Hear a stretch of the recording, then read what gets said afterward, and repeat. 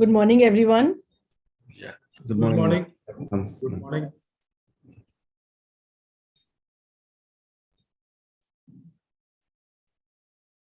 Can we start, sir? Yes. Okay. A very good morning to one and all present here.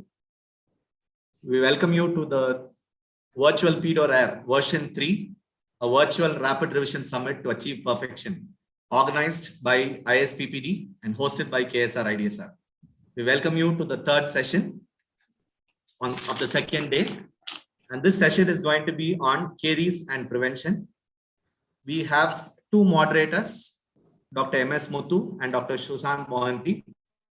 We have three speakers for the day, Dr. Indra, Dr. Veena, and Dr. Kalpana. Can I have the privilege of introducing the the moderator, my teacher, Dr. M.S. Muthu. Muthu sir finished his BDS from the prestigious Tamil Nadu Government Dental College, Chennai, and he did his master's from Nair Dental College, Mumbai. And he finished his PhD in 2010 in Meenakshi Academy of Higher Education and Research. And he went on to do his MFDS from the Royal College of Physicians and Surgeons, Glasgow, and he completed that in 2016. And he has over 200 guest lectures, and his area of expertise is not something which we need to talk about at Ecc. Actually, we wanted him to speak, and then he was very kind enough, and he wanted to give the chance to other speakers, and he said he can moderate the session. Thank you, sir, for accepting our invitation. He got the prestigious Paul P. Taylor Award from AAPD in 2020. He was the first Indian to receive that award. He also got the Outstanding Dentist of the Year in 2016 from FAMDent. He had also received the Dr. Lakshmanan Gold Medal from Sri Ramachandra Institute of Higher Education and Research for 4 years, 2016, 17, 2019, and 20, for the high impact publications. He proposed the OXIS classifications, the classifications for dense vaginatus. He introduced the TEDdy technique, as we all know, the modified Talon's cup classification, and the newer concept, which is the concept of sustained anticipatory guidance, SAG. Right? With more than 23 years of experience, and as the research head and the head of the Center for Early Childhood Caries and Research, and the head of the Department of Pediatric and Preventive Dentistry, sir, we welcome you to moderate this session, which is on early childhood caries and for prevention. Thank you. Thank you very much for that. I'd like to welcome the second moderator, Dr. Sushant sir. I know Sushant sir from my PG days. I think when we were in Meenakshi, sir was in Savita at that time, and sir has finished his BDS from in 1993. And MDS from 1997 from R. Ahmed Dental College and Hospital, Kolkata. His areas of interest includes dental caries and pediatric endodontics. He is an astute academician and clinician with more than 25 years of experience, with about 70 national and international publications. He has hosted the National Conference of ISPPD in 2021 as the organizing chairman. He was an EC member of ISPPD and currently the Assistant Secretary of ISPPD. So we welcome you to moderate the session along with Muthu sir. And I hand over the platform to the moderators to introduce the speakers for it. Right? Can we have the introduction slide for Dr. Kalpana Bansal, who is the first speaker for it? Over to Muthu sir. Good morning, everyone, the speakers, the panelists, the moderators, and the students. And sincere thanks for having me here, ISPPD and Dr. Sharath and his team for taking time to do this virtual program. So without taking much time, let me introduce the first speaker, Dr. Kalpana Bansal. Dr. Kalpana Bansal has completed her BDS from GDC Patiala in 1991, completed her MDS from the prestigious Chandigarh, PGI Chandigarh in 1995. And her areas of interest is cariology, remineralization, early childhood caries and SDF, and parental education. The honors received by Dr. Kalpana Bansal, she was the fellow of ISPPD in 2019. She got the Distinguished Women's Award by ISPPD in 2020.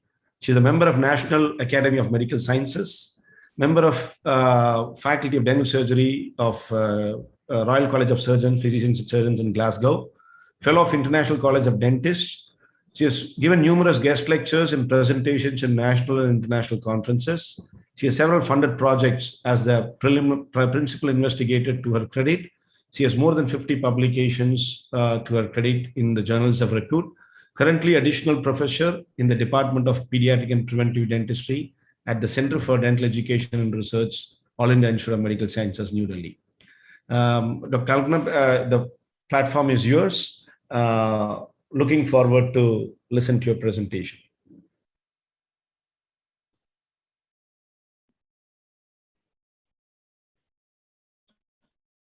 Thank you, Dr. Mithun.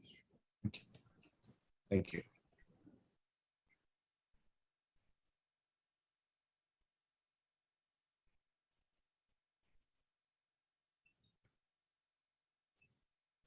A very good morning to all the listeners, dear postgraduates, respected moderators. I'll be talking today about the topic of topical fluorides and silver diamine fluoride in this virtual PedoRare Rapid Revision 3. And this is a very, very important topic from exam point of view, as fluorides are the cornerstone for the preventive dentistry. A definite question is going to come in this subject of preventive dentistry. And silver diamine fluoride, which has been recently introduced in the literature about a decade back, and it's also very, very important. Lots of work is being conducted and it's gaining popularity in the preventive dentistry. Now over to the topic. The questions which can be there in your exams related to this topic can be topical versus systemic fluoride benefits, mechanism of action of fluorides, how the mechanism of action of fluorides has evolved over time, the pre-eruptive effects of fluoride, the post-eruptive effects of fluoride, the milestone studies about drinking water fluoridation in US, Canada on the dental caries prevalence, topical fluorides to prevent early childhood caries systematic reviews, evidence-based effectiveness of self-applied topical fluorides versus professionally applied topical fluorides. Then you should also have knowledge about what are the AAPD guidelines, the EAPD guidelines on fluoride therapy, then the fluoride toxicity. The methods of defluoridation is also very, very important. Now coming to introduction, the chemostatic effect of fluoride was studied as early as 30s, but the concept of the topical effect of fluoride was not considered very important and it was not very clear, although the lab studies were in progress. So professionally applied topical fluorides were introduced in the 1940s. In the early days of fluoride research, caries prevalence was high in many countries. In the Nordic countries, caries prevalence in children and adolescents declined by 70 to 80% from the 70s. Caries prevalence in US and in many Western European countries has declined remarkably. When used appropriately, fluoride is both effective and safe in preventing and controlling dental caries. By this, giving this introduction, what I mean to say is you introduce to the topic whenever a question is being asked to you about systemic or the topical fluoride, that fluoride has been the reason for the caries reduction in most of the developed countries.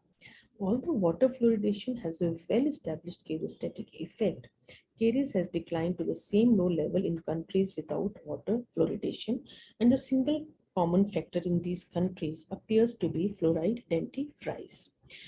Best examples of fluoride benefit can be cited in the adolescents of Norway, where fluoride toothpaste is the only fluoride source available to most individuals, yet caries prevalence declined and has reached a level that nearly 70% of 12-year-olds did not have the treatment need. So you must know that, give a description of the types of the fluoride therapy, the systemic and the topical fluoride therapy, and with the examples. Then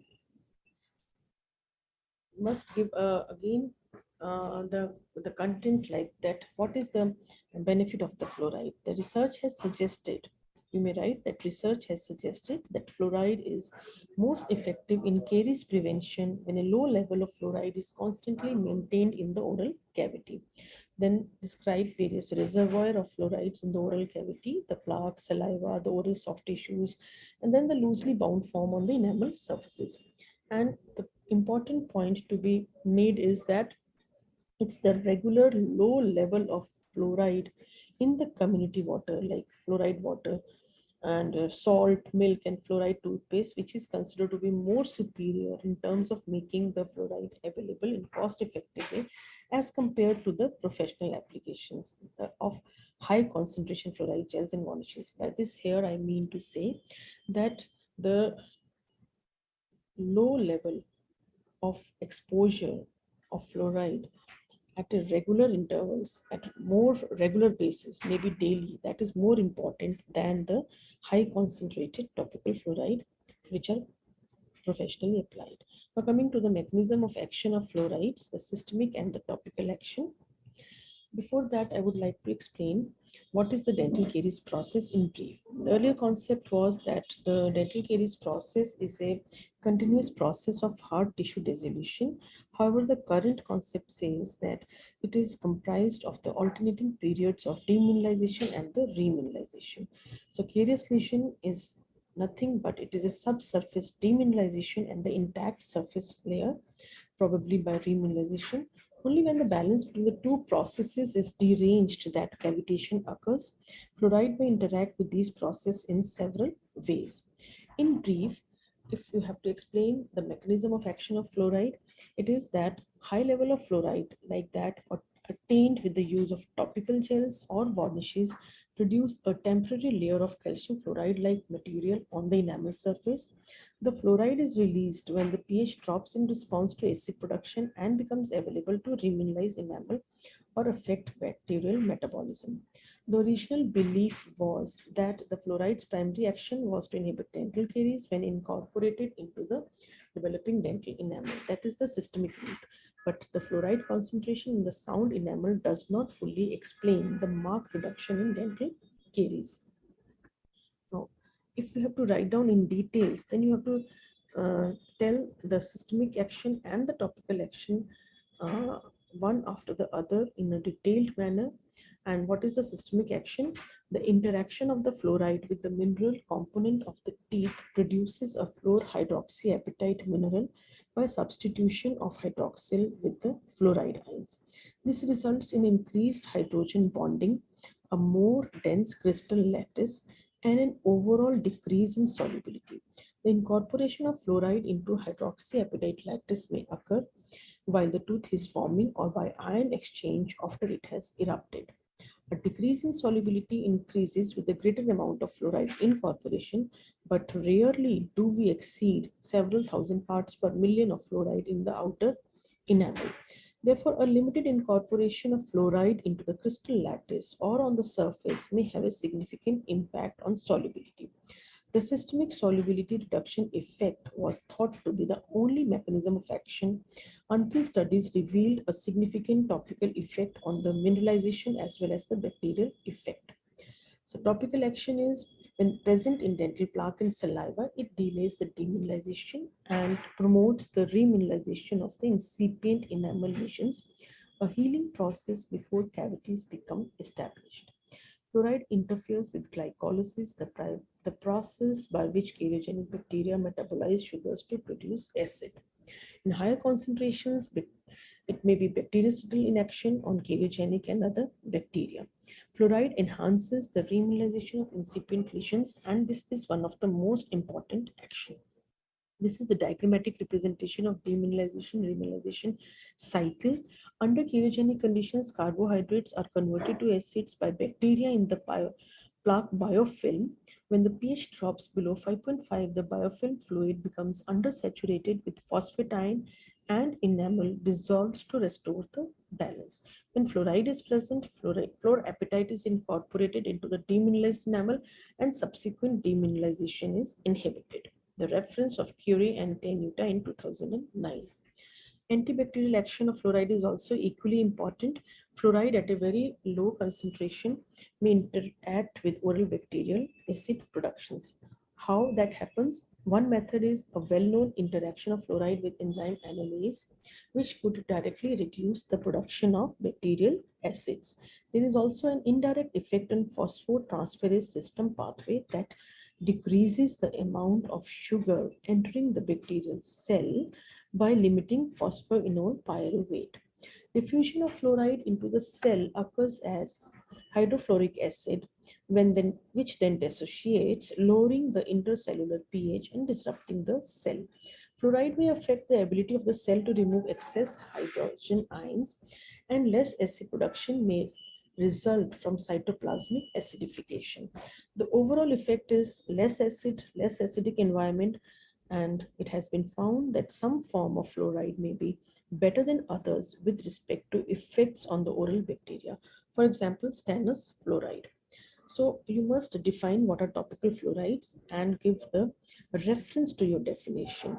So topical fluorides are defined as delivery systems which provide fluoride to exposed surfaces of permanent and primary dentition at elevated concentrations for a local protective effect and are therefore not intended for ingestion.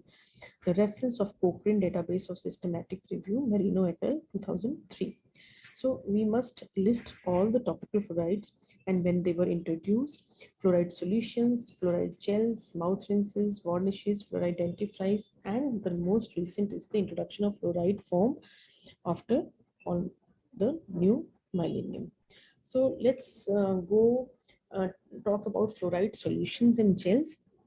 In the 1940s, a sodium fluoride solution for topical application on the teeth was introduced to provide fluoride to individuals in non-fluoridated areas. During the following decades, the professionally applied topical fluoride solution and gels gradually became a common caries preventive measure. Paint-on solutions contain much higher concentration of fluoride from 5,000 ppm to 12,300 ppm. The traditional method of application is the paint-on solution and the continuous painting on the isolated and dried tooth surface with cotton applicators, followed by an advice of no eating, drinking, or rinsing for 30 minutes. It has been recommended that a 4-minute duration of application be used for any of the paint-on solutions. Most common forms of fluoride solutions and gels are 2% sodium fluoride, which is providing 9,000 ppm of the fluoride, 1.23% acidulated phosphate fluoride, 12,300 ppm, 8% or 10% stannous fluoride, 1 to 1.25% amine fluoride. So how the solution was developed, that historical aspect, the method of preparation, the application technique, application time, fluoride concentration, pH of the fluoride source, and methods to minimize the risk of swallowing. All these have to be read, each one for the separate agent, sodium fluoride, APF, and stannous fluoride. I will not be going into the details about the method of preparation, but you have to know about each one in details because a short note or anything, any such type of question can come and you may be required to reply to these questions. Even this can form a very important viva voce. Now, coming to the most important aspect is the clinical efficacy. The clinical efficacy of solutions and gels, if we see, then we find it based on the several reviews, the typical caries reduction has been around 30%. Then a references need to be given. Although the fluoride concentration and the pH of various preparations have differed greatly, degrees of caries inhibition by all of the currently used vehicles and compounds appear similar. Currently, professionally applied topical fluorides are used as a supplement to fluoride toothpaste, mainly in the individuals who have the high risk of caries. Then important description, I'll also touch fluoride varnish. During the 60s and 70s, 2 fluoride varnishes were introduced for professional use, the Durafit and the Fluor Protector. Then what is their composition? The Durafit contains 5 weight percent sodium fluoride or 2.26%, 2.26 weight percent fluoride in alcoholic suspension of natural resins. Durafit used to be neutral. Fluor Protector is a polyurethane based lacquer consisting of 5 weight percent. Difluorosilane is Fluor Protector has acidic properties. These varnishes were originally developed to prolong the contact time between fluoride and enamel. They adhere to enamel surface for longer periods, and calcium fluoride formed after application acts as a long-term slow-releasing reservoir of the fluoride. So most commercially available varnishes include 5% sodium fluoride, 0.9% difluorosilane, and 6% sodium fluoride plus 6% calcium fluoride, which is equivalent to 56,300 ppm fluoride. Although the fluoride concentration is very high, the nature of fluoride varnish lends itself a controlled, precise application to specific tooth surfaces. So you must know and remember that 0.25 ml of varnish contains 5.65 milligram of fluoride ion, which is well below the probable toxic dose for fluoride, which is 5 milligram per kg body weight, even if all the varnish dispensed is swallowed. Because fluoride varnish is quick and easy to apply, it is increasingly becoming recommended for use in young and pre-cooperative children as a part of the individual treatment plan, and also as a part of community-based fluoride varnish programs targeted at high-risk populations. Originally only applied by dentists and dental hygienists, fluoride varnish is now applied by trained dental nurses and in some countries by trained non-dental healthcare professionals as a means of increasing access to this preventive intervention, particularly for very young children. Coming to the clinical efficacy of fluoride varnish in caries reduction, a recently updated Cochrane review of 22 trials of moderate quality found that fluoride varnish applied 2 to 4 times a year is associated with a reduction of 43% in caries in permanent teeth and in 37% in primary teeth of children and adolescents compared to placebo or no treatment. More high quality clinical trials on the efficacy of fluoride varnish at preventive caries are required, particularly in the primary dentition and for adults. So recommended application frequency is yet to be established. However, most of the studies have used 1 to 4 applications per year. Depends upon the individual's caries risk and other fluoride exposure and levels in the drinking water. Now coming to self-administered topical fluorides, they are fluoride toothpaste and the fluoride mouth rinses. Fluoride toothpaste are the most common form. Fluoride in toothpaste is taken up directly by the dental plaque and the demineralized enamel, and also increases the concentration of fluoride in saliva. Brushing with fluoride toothpaste increases the fluoride concentration in saliva 100 to 1000 fold, and this concentration returns to baseline within 1 to 2 hours. Fluoride toothpaste available over the counter generally contain a fluoride concentration of 1000 to 1500 ppm. Prescription strength fluoride toothpaste contain 5000 ppm fluoride as sodium fluoride. The active ingredient in the fluoride containing toothpaste can be sodium fluoride, sodium monofluorophosphate, or stannous fluoride. So you must be knowing the recommendation for most people, children, adolescents, and adults.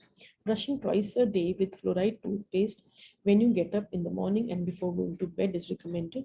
Children brushing should be supervised to ensure that they use appropriate amount of toothpaste. For children younger than 3 years, parents and caregivers should begin brushing children's teeth as soon as they begin to come into the mouth by using fluoride toothpaste in an amount described as no more than a smear or alternatively as a size of the grain of rice.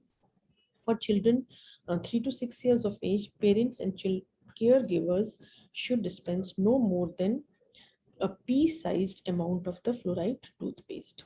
So next is the fluoride mouth rinses. It's recommended as a part of caries preventive strategy for high caries risk individuals, such as patients undergoing orthodontic treatment or patients with hyposalivary action. Fluoride compound most commonly used is sodium fluoride. Mouth rinse solutions of 0.05% sodium fluoride containing 230 ppm fluoride are available commercially for a daily home use in some countries, typically contain 100 to 500 ppm fluorides and are used once or twice daily.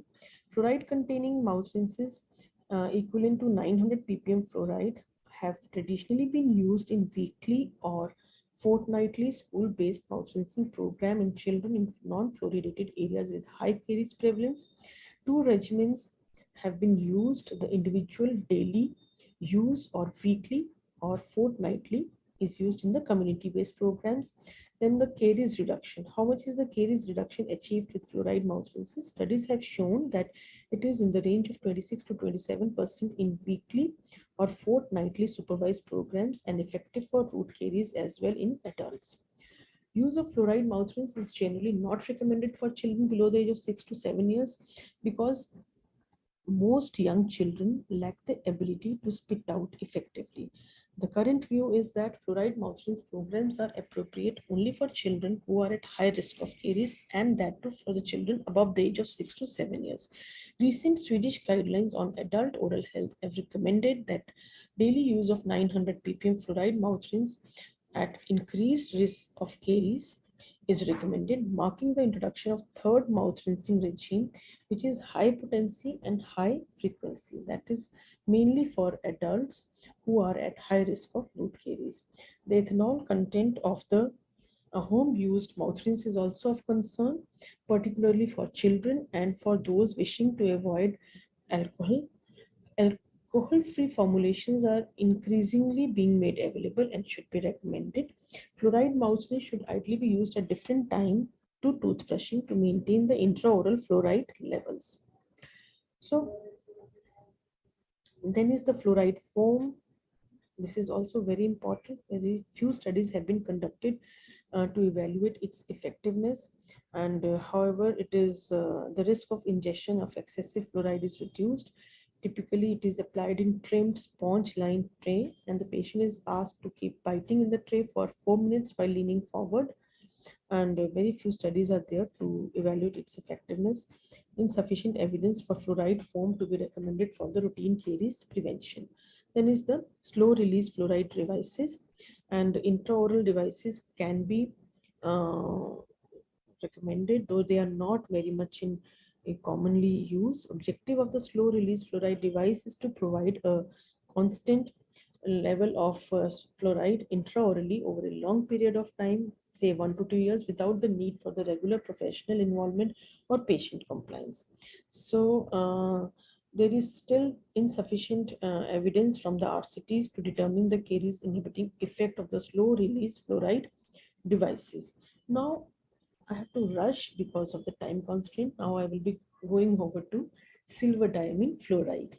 It's a new tool in caries prevention, and whenever you have to see and read silver diamond fluoride or write about this, you must be knowing its composition, the brief history, the mechanism of action, clinical efficacy, advantages, safety and toxicity, adverse effects, application method and frequency, the SMART technique, and the AAPD guidelines 2017 and 18.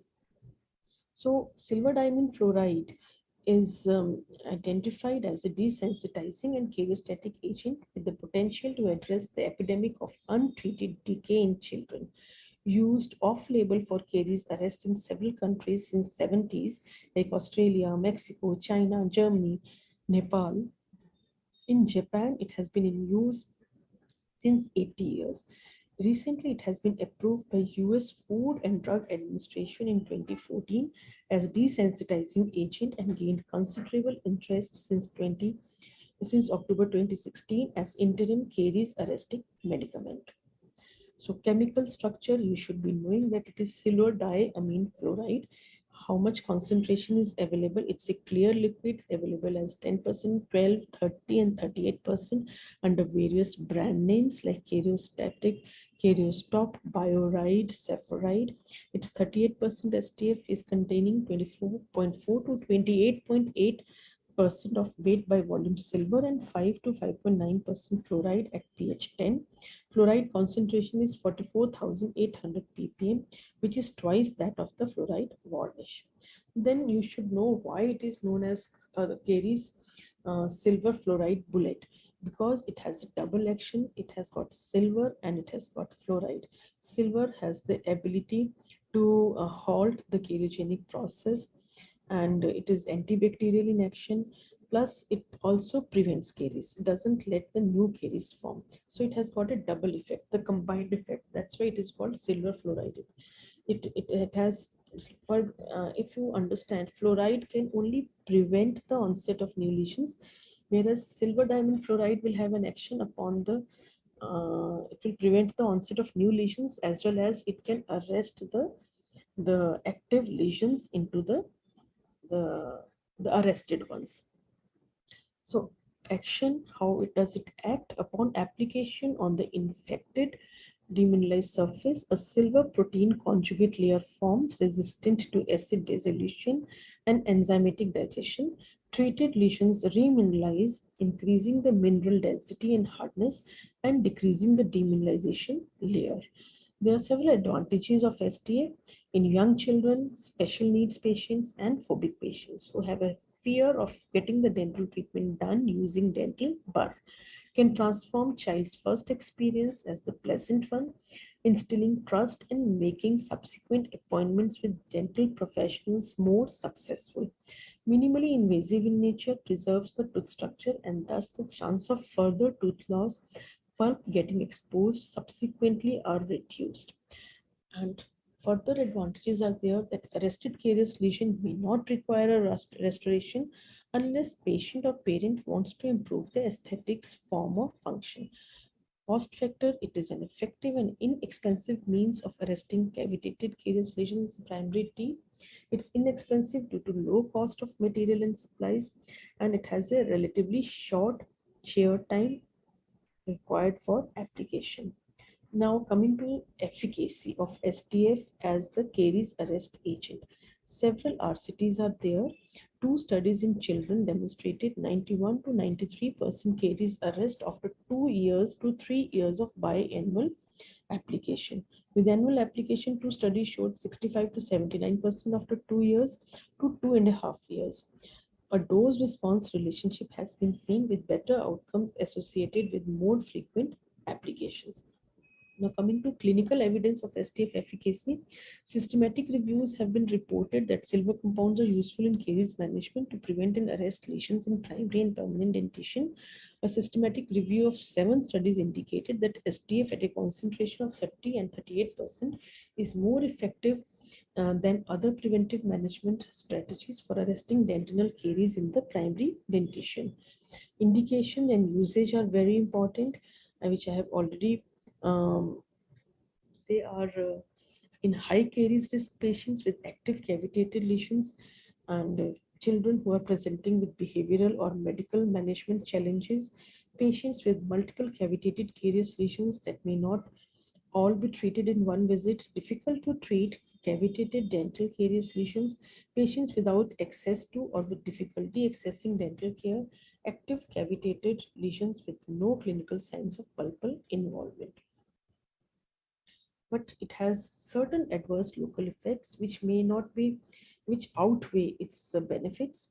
They are that it has got a metallic bitter taste, temporary staining to skin if accidentally it touches upon the skin, which resolves in 2 to 14 days. Mucosal irritation can occur because of inadvertent contact of STF with the soft tissues, which resolves within 48 hours. And it has been reported that there's not a single adverse event has been reported to the Japanese authorities since they approved silver diamond fluoride 80 years ago. But it has certain contraindications. Silver allergy is one of the most important contraindication. Significant desquamative gingivitis, mucositis, pregnant and lactating women. It should not be applied in these. And then there are certain non-medical side effects that it darkens the carious lesions, formation of silver phosphate precipitation, and the lesions are stained dark in color, may become unsightly. Many parents have seen this color change as a positive indication that the treatment is effective. Application of a saturated solution of potassium iodide immediately following STF treatment is thought to decrease staining. However, significant dentin darkening still happens. STF stains clinic surfaces and clothes. Spills can be cleaned up immediately with copious water, ethanol, or bleach. High pH solvents such as ammonia may be more successful. So now coming to how are its recommendations by AAPD. The STF panel of AAPD supports the use of 38% STF for the arrest of cavitated caries lesions in primary teeth as a part of comprehensive caries management program. And they recommend the conditional recommendation. Low quality evidence is there based upon the meta-analysis of data extracted from RCTs and CCT of STF efficacy, and based on the pooled estimate of STF group, approximately 68% of cavitated caries lesions in primary teeth would be expected to be arrested 2 years after the STF application. A conditional recommendation implies that not all the patients would benefit from the intervention. The individual patient's circumstances, preferences, and values need to be assessed more than usual. Practitioners need to allocate more time for consultation along with the explanation of the potential benefits and harms to the patients and their caregivers when recommendations are rated as conditional. Coming to summary, there is support from evidence-based reviews that professionally applied topical fluoride treatment as 5% sodium fluoride varnish or 1.23% fluoride gel preparations are efficacious in reducing caries in children at caries risk. There is support from evidence-based reviews that fluoridated toothpaste is effective in reducing dental caries in children with the effect increased in children with higher baseline level of caries, higher concentration of fluoride in toothpaste, greater frequency in use and supervision. There is support from evidence-based reviews that prescription strength home use 0.5% fluoride gels and pastes are and prescription strength home use 0.09% sodium fluoride mouth rinse is effective in reducing dental caries. STF is a silver fluoride bullet which has to be used conditionally with caution in children due to its effect on the aesthetics of the due consultation with the parents of the children. That's all for this topic. Thank you.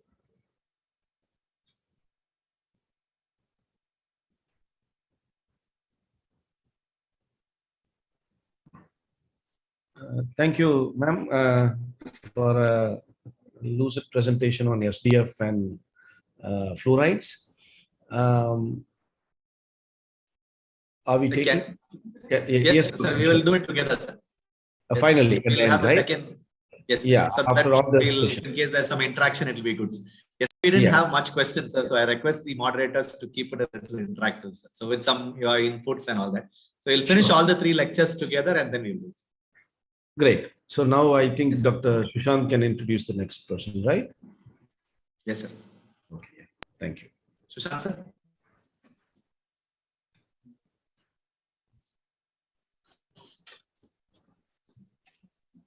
Good morning. I got to say that I am honored by the SPPD and KSRIDSR for inviting me to moderate. Dr. Vina Arali, who is the professor and HOD, Department of Pediatric and Preventive Dentistry, GSL Dental College and Hospital, Rajamundry, completed BDS in 2003 and MDS from JSS Dental College, Mysore. Completed PhD in 2018 from JSS Academy of Higher Education, Mysore.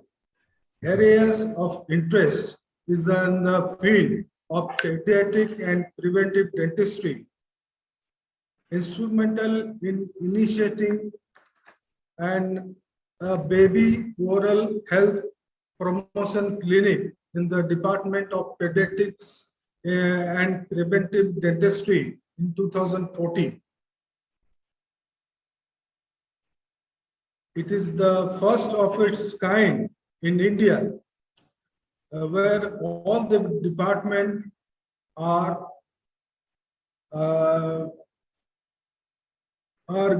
guidance from the right from infancy in the pediatric department. Presentations done previously, guest lectures, 42nd SPPD conference, champion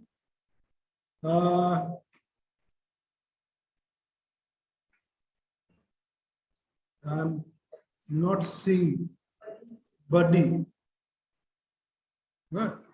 Honors received Fellowship 2017 International College of Dentists, Best Paper and Best Poster Awards at various national conferences, Research Training Award from St. John's Research Institute, Bangalore,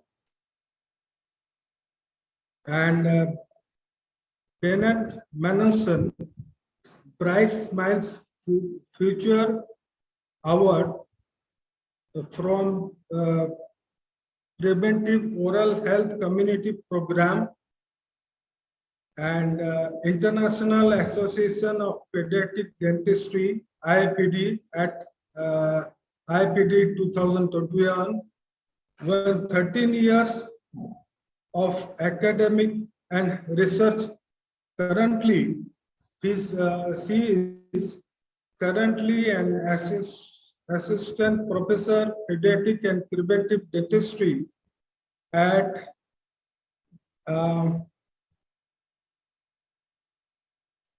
JSS Dental College and Hospital, Mysore, Karnataka, India. Welcome, Dr. Indira, for the lecture. Thank you, sir.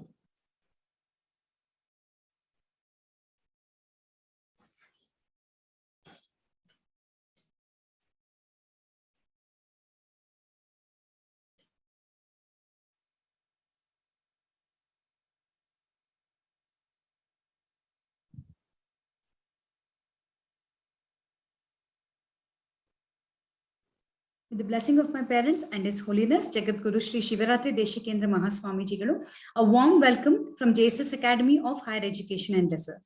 So let us start the rapid revision on early childhood caries. Early childhood caries is one of the important topic in the pediatric dentistry, and definitely one or the other question will appear in the university paper. So these are the questions which has been segregated from the various universities. And let us approach each question one by one. Going to our first question, define ECC, describe in detail the etiology, risk factors, and management with supporting literature.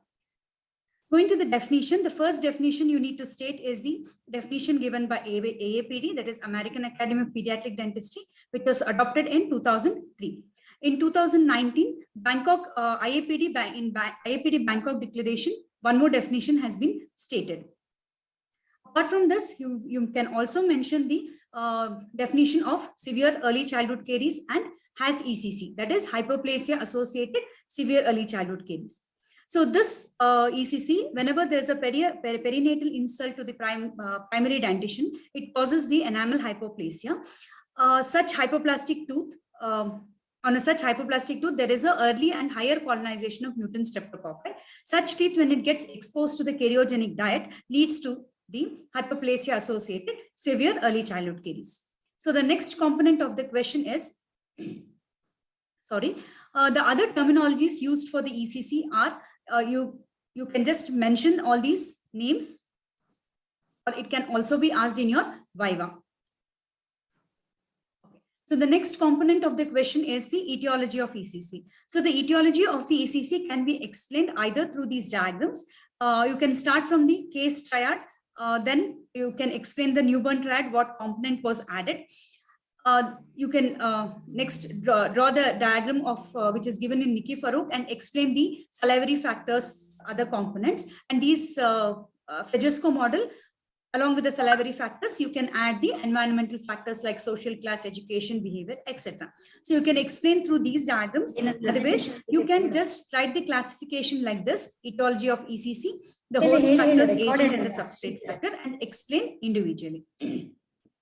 So let's go one by one. Coming to the host factors, that is, first host factor will be the tooth. So immature post-eruptive enamel, presence of any defect, and morphological characteristics poses the risk factors for the developing of ECC. So when it comes to the morphological characteristics, the contact area, a new classification has been given on the contact area, that is Oxis classification. So in this 4 types of contact, the I and S type of contact have a greater risk for developing the caries. So you can quote the article. Next factor is the salivary factors. The saliva acts as a naturally defense mechanism in the oral cavity and protects the exposed tooth surfaces. However, and it also has the capacity to reverse the demineralization by simple mechanical cleansing, antimicrobial activity, buffering capacity, calcium phosphate binding, and immune surveillance, and also secreting the antimicrobial peptides. However, thick, sticky, and frothy saliva increases the risk of developing ECC. The amount of calcium and the phosphate in the saliva also has a protective influence protective influence on the developing the dental has a protective influence on the dental tissues. The Novas and the Nireksha has stated that the proline-rich proteins which are present in the saliva decreases the caries incidence by neutralizing the acid production, and also it inhibits the attachment of strep mutants to the tooth surface. The salivary albumin also acts as a marker for the severity of the underlying disease. The microelements present in the saliva causes the mineralization and the maturation of the hard tissues. Particular microelements, the zinc and the calcium, also has an anti-plaque effect. The superoxide dimutase, it's a detoxifying enzyme present in the saliva. If this level increases in the saliva, it indicates that there is an increased caries activity in the individual. So when we are mentioning all these factors, kindly mention with the reference articles. Next, we'll go to the microbial factor. That is the second factor. Strep mutants and Streptococcus sorbians are the most common microorganism which causes ECC. Strep mutants metabolizes the sugars and produce acid, which contributes to the demineralization. However, the lactobacilli, it participates in the development of the lesion, but it does not cause the initiation of the lesion. How does this microorganisms get into the child's oral cavity? So it basically occurs through the two transmission. One is called as the vertical transmission, and one more is the horizontal transmission. The vertical transmission occurs from the mother to the child, whereas the horizontal transmission occurs from the siblings or the caregiver to the child. Here, one more question appears, that is, what is window of infectivity? In 1993, Field described the concept of window of infectivity, wherein the infants get acquired to the mutant streptococci from their maternal host. And this window is open between 9 months and extend up to 31 months with a mean age of 26 months. During this period, the prevalence of mutant streptococci is seen to rise from 0 to 82%. The second window of infectivity is seen between 6 to 12 years, which coincides with the eruption of the permanent dentition. You can also draw this diagram and explain the window of infectivity. Apart from this, the cesarean delivery and the initial acquisition of the strep mutants has been studied. The study suggests that the infant born with the C-section from the mother with low socioeconomic status have experienced more tooth decay compared to the normal vaginally delivered infant. Also, the higher levels of strep mutants in the oral cavity had a higher caries prevalence and greater risk of developing the new carious lesions. So apart from strep mutants and lactobacilli, the actinomyces species, specifically the actinomyces gerenciasis, so is associated with the caries initiation, while the bifidobacterium species is seen in the deep caries lesion. Candida albicans have also a role in the pathogenesis of the dental caries. A recent systematic review on Candida albicans have stated that children with the oral Candida albicans have a 5 times more chances of having ECC compared with those without the Candida albicans. One more bacteria which is involved in early childhood caries is Scardovia vigaceae. So this is significantly associated with the severe early childhood caries in the presence and absence of strep mutants. So basically, the in the perinatal period, the predominant bacteria which are present have a closer resemblance to the mother's oral microbiome, and this microbial diversity changes from birth to the 3 years up to the primary dentition is present. So there is a huge diversity, and And basically, when the primary dentition is present, the predominant bacteria are the strep mutans, fusobacteria, etc. So strep mutans is the main bacteria that have a stronger association to the dental caries, whereas the other oral bacteria which is present in the dental plaque are involved in the initiation and progression of the caries. This completes our microbial factor. Next, we'll jump on to the diet factors. So the dietary factors also play a significant role. Prolonged exposure of the teeth to the fermentable carbohydrates aggravates the chances of ECC. Inappropriate feeding practices like bottle feeding or prolonged breastfeeding, nocturnal breastfeeding also increases the risk of developing the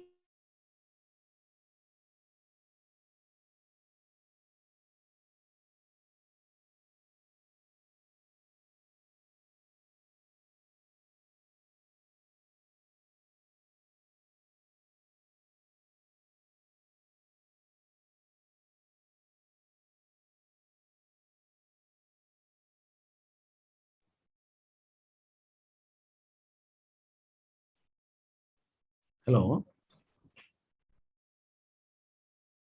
Dr. Indra. So the video has stopped. Sir. Oh, the video has stopped. The streaming has stopped, I think, right? Yes, sir. Because it's not playing in my screen. Yes, sir, it's not playing.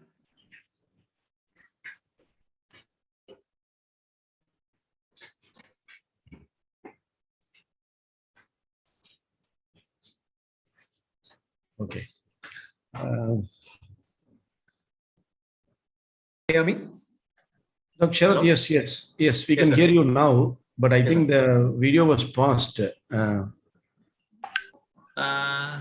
Actually, it's playing here, sir, actually, but we are not able to see. 1 second, sir. Yeah. Maybe you have to share again, I guess. Yes, sir. We'll start from this. 1 second. Stop share board. திருப்பி share போடு. ஏன்னா share ஆகிறது எனக்கு இங்க அவங்க பேசுறதுதான் கேட்கும். அதனால கொஞ்சம் வீடியோவை மட்டும் கொஞ்சம் இது பண்ணி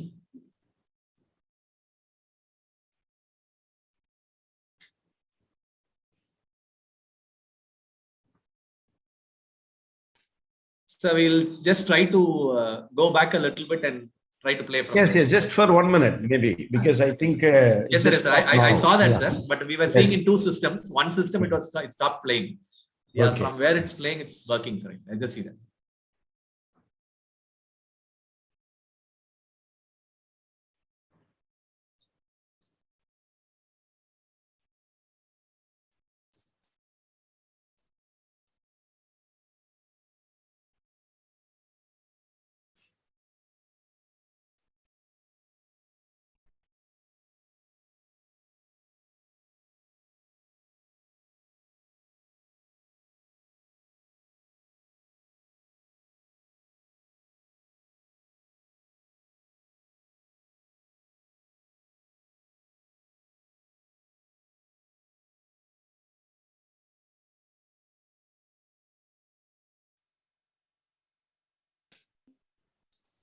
So I think from the etiology of ECC, right, sir? Yeah, I think should be okay from. Dr. Indra, I think it was. So still you have to go back, sir. Yeah. I think it was in the 19th minute or something. Yes, sir. Diet factors. Just go back, sir. Yeah.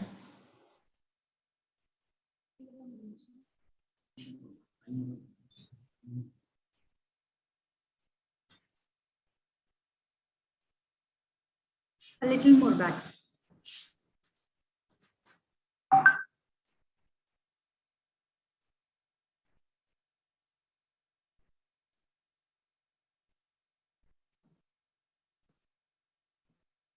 I think it was here, right? Etiology of ECC. Still a little more back, sir. Maybe One or two slides before, right? No, 2 slides back. Okay. Yes, sir. From this. Yeah, is from this also slide. Yeah. an important risk factor for the development of the caries lesion. This has been taken from the meta-analysis systematic review. These are the dietary factors.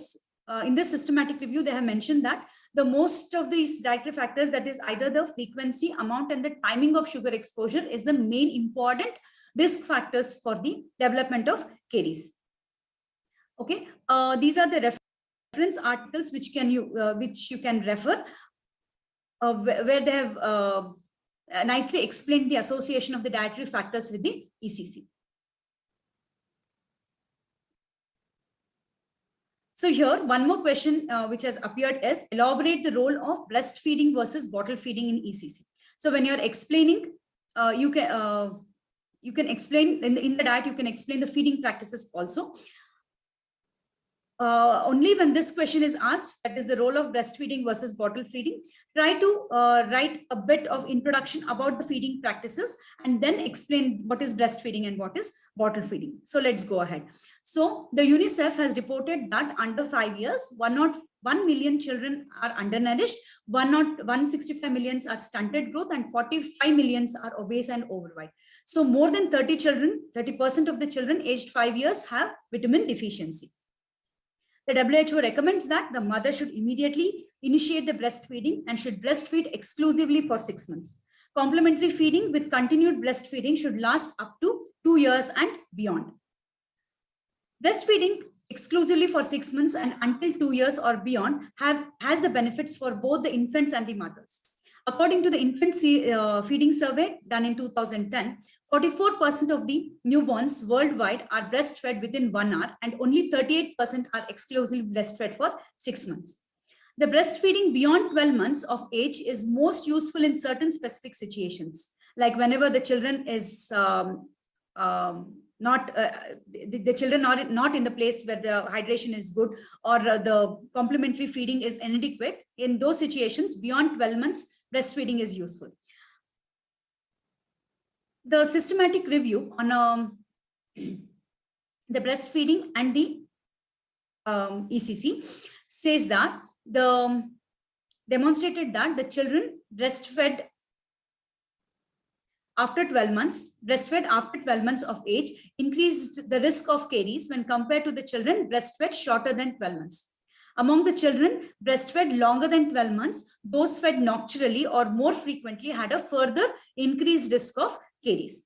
On the contrary, children exposed to the long versus short duration of breastfeeding up to 12 months had a reduced risk of caries. Therefore, breastfeeding is prolonged and nocturnal. Possibility of having the risk of having the ECC increases. However, in these studies, the confounding factors were not taken care. Coming to the bottle feeding, for non-breastfed infants, the formula milk can be used as a substitute until 1 year of age before cow's milk can be introduced. For families with a history of atopy and allergy to the infant formula, cow's milk can be used, but under medical supervision. According to the WHO, follow-on formula milk is unnecessary and is unsuitable as a replacement for the breast milk after 6 months. So here I am giving a brief conclusion which is given in the systematic review. Breastfed children were significantly less frequently affected in caries than the bottle-fed children. Children who were breastfed for longer than 12 months had a fewer dental caries than those exposed to the breastfed for the shorter duration. Also, the nocturnal breastfeeding longer than 12 months should not be encouraged as it is found to increase the prevalence of dental caries in children. So the next part of the question was the risk factors for ECC. The Tininoff has given the risk factors. He has classified the risk factors and given it in a tabular form. The risk factors, the social and the behavioral risk factors, the clinical risk factors, and the protective factors. So a recent systematic review on the risk factors for early childhood caries have identified 123 risk factors in the domain of socio-demographic factors, dietary factors, oral hygiene factors, feeding and oral bacterial flora, and other factors. Okay, so the important conclusion from the systematic review are they stated that the two strongest risk factors associated with early childhood caries in higher upper middle income countries were the presence of enamel defects and high levels of mutant streptococci. Significant Secondary risk factors in high income category were the presence of dentinal caries, frequent consumption of sweetened food, poor oral hygiene, and presence of visible plaque.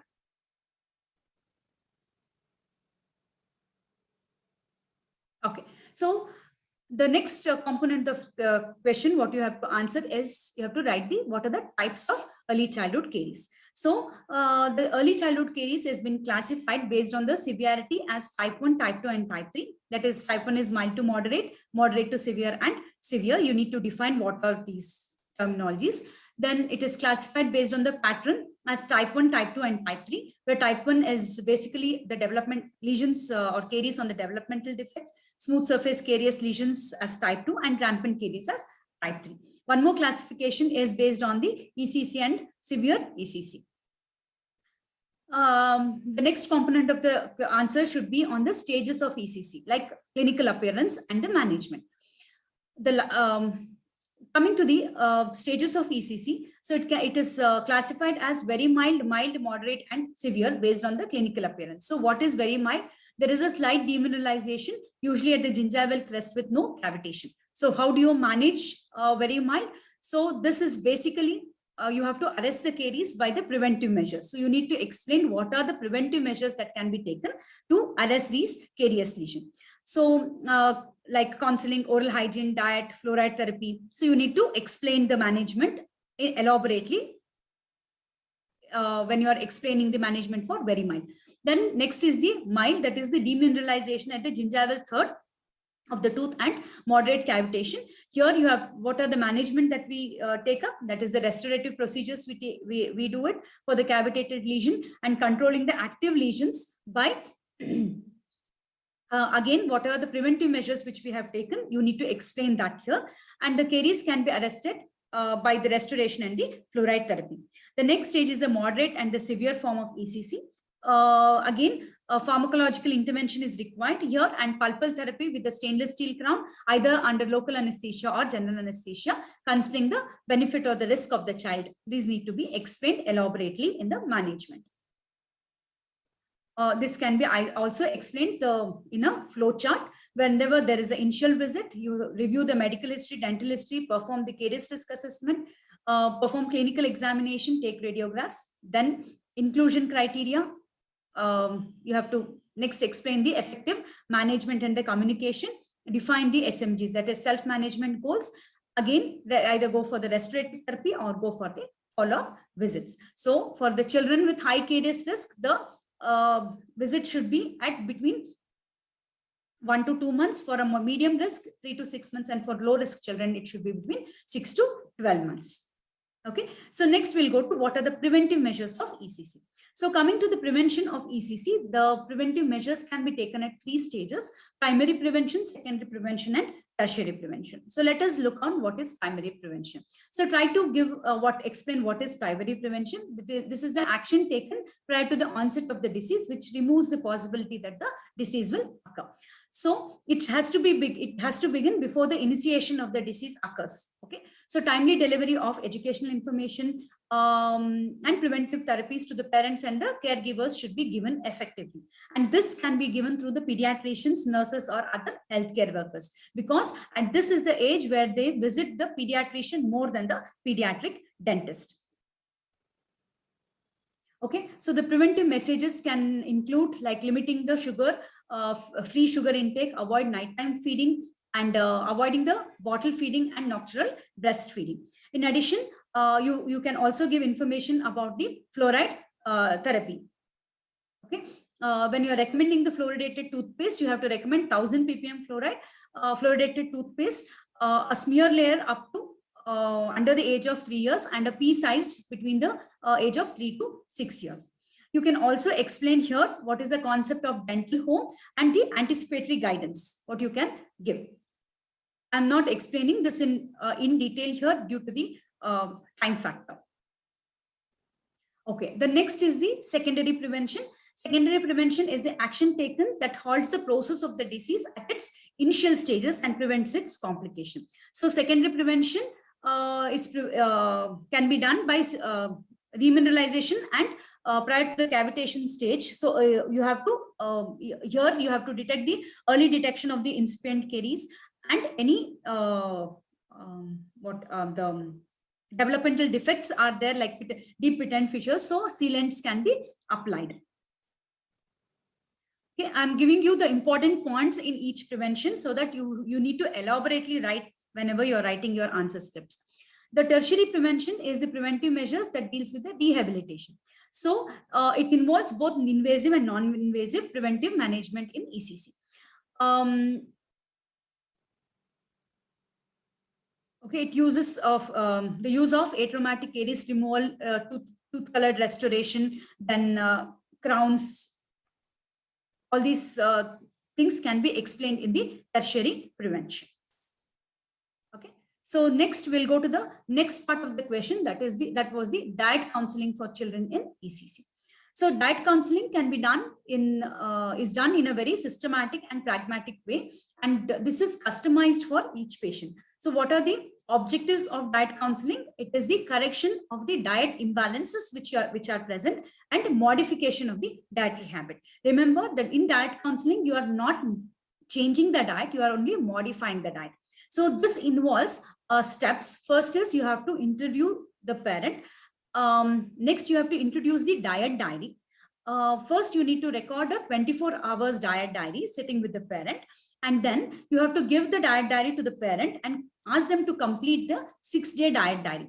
So once they come back after 6 days with the diet diary, you need to sit with them and explain and isolate what are the sugar factors. Wherever there is a sugar exposure, you need to identify that and explain them where is the high sugar intake is happening. And you need to educate the role of these sugars in causation of early childhood caries. Next step is to modify this diet. So wherever there is a sugar exposure, high sugar exposure, how can you modify it? You need to explain that. Then again, we call it review. So where you need to do this diet counseling, it has to be done in the, not in the dental operatory, but in the dental office in a separate chamber where you and your parent are sitting separately and you can talk to them. Who should do it? So the diet counseling can be done by the pediatric dentist, dental nurse, or even the dental assistant or the dental nurses. Then when it should be done? So it should be done during the first appointment. Okay, so you need to elaborately write. I have just given the bullet points how you have to approach the question when the diet counseling is asked. You need to elaborately write. So the next component is the quality of life and ECC. So the quality of life can be explained through this flow chart. So whenever there is an improper feeding practices that causes the loss of enamel and dentin, that is nothing but it causes the early childhood caries. So this causes a tooth sensitivity to thermal changes and the physical stimuli. So this can lead to the poor food intake and preferences to the soft food. Also, there is a difficulty of brushing the teeth. These two factors worsens the dental problem, which leads to the poor intake and poor general health. That leads to the frequent occurrence of cold and fever, which leads to the loss of school days, and this leads to the poor quality of life. So there are numerous studies where they have done relation to find the relationship between the quality of life and ECC. Here I have just quoted two studies. In the study done in 2020, so they have said that concluded that the severe ECC has a significantly more detrimental effect on the oral health quality of life of children and their parents in comparison to the ECC. In one more study, they have concluded that early childhood caries has a definite negative impact on the quality of life. A 1-month follow-up after the complete oral rehabilitation has improved their quality of life. Okay, so we'll move on to the 6th question. So that is the epidemiology of dental caries. So in this map, we can see that he has given the percentage of prevalence of early childhood caries. That is, as you can see, in the Egypt, it is around more than 51%, whereas most of the countries fall in the range of 26 to 50%.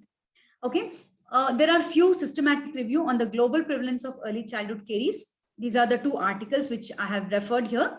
So in this, they have nicely explained continent-wise, that is Africa, America, Asia, and Europe, and they have done a pooled prevalence. Okay, the overall pooled prevalence of all the continents, this is around 48% of prevalence is there in the world. Whereas if you go country-wise, it is in African countries, it is 30%, similarly 48% in Americans, 52% in Asian population, and 43% in European population.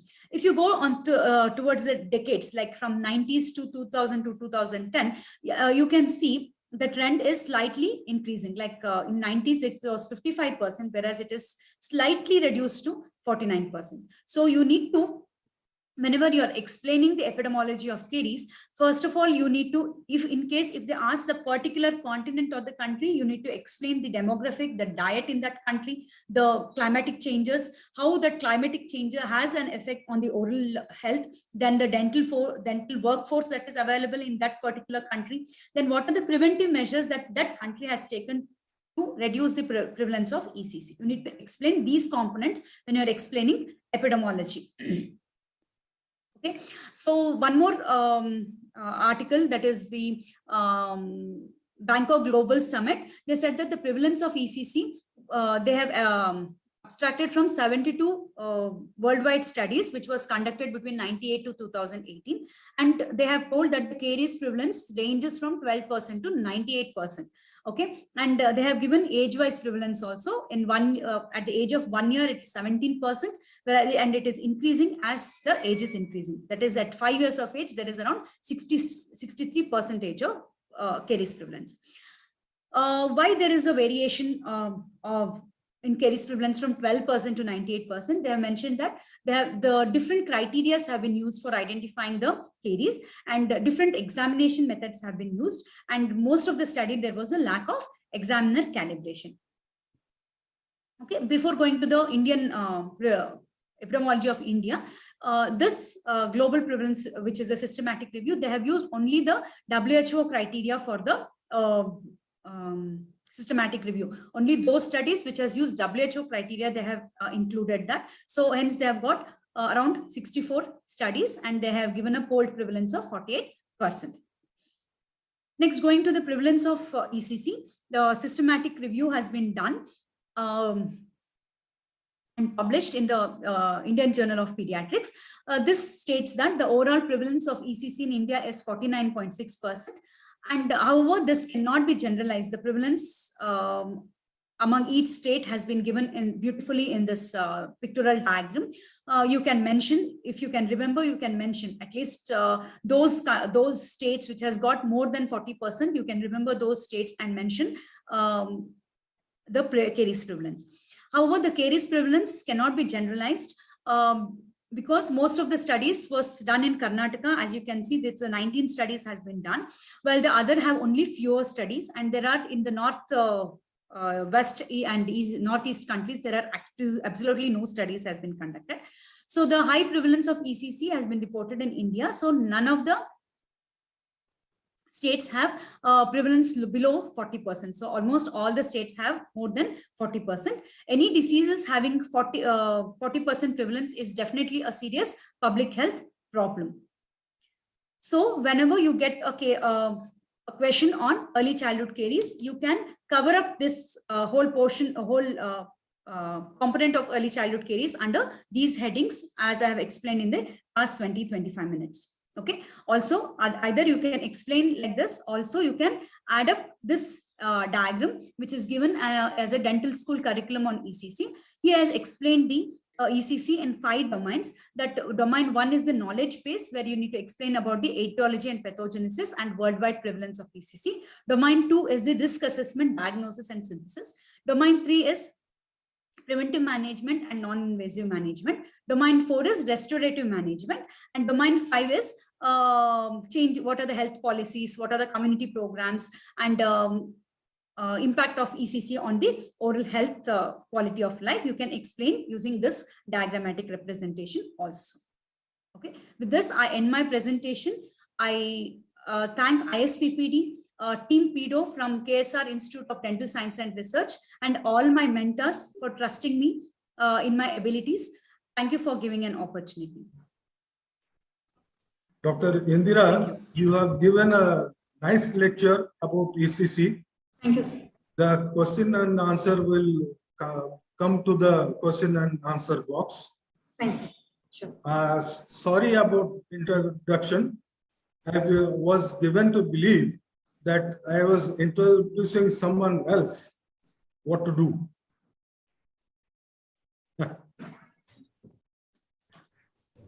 Yes, Dr. Geeta, should we? Thank you, sir. Thank you, sir. Dr. Geeta, can we start with the next one? I think we can move on to the next presenter of today, Dr. Veena Early. She will be talking on the topic diagnostic methods in caries detection and caries risk assessment. I request the moderator to introduce the speaker. Yeah, okay.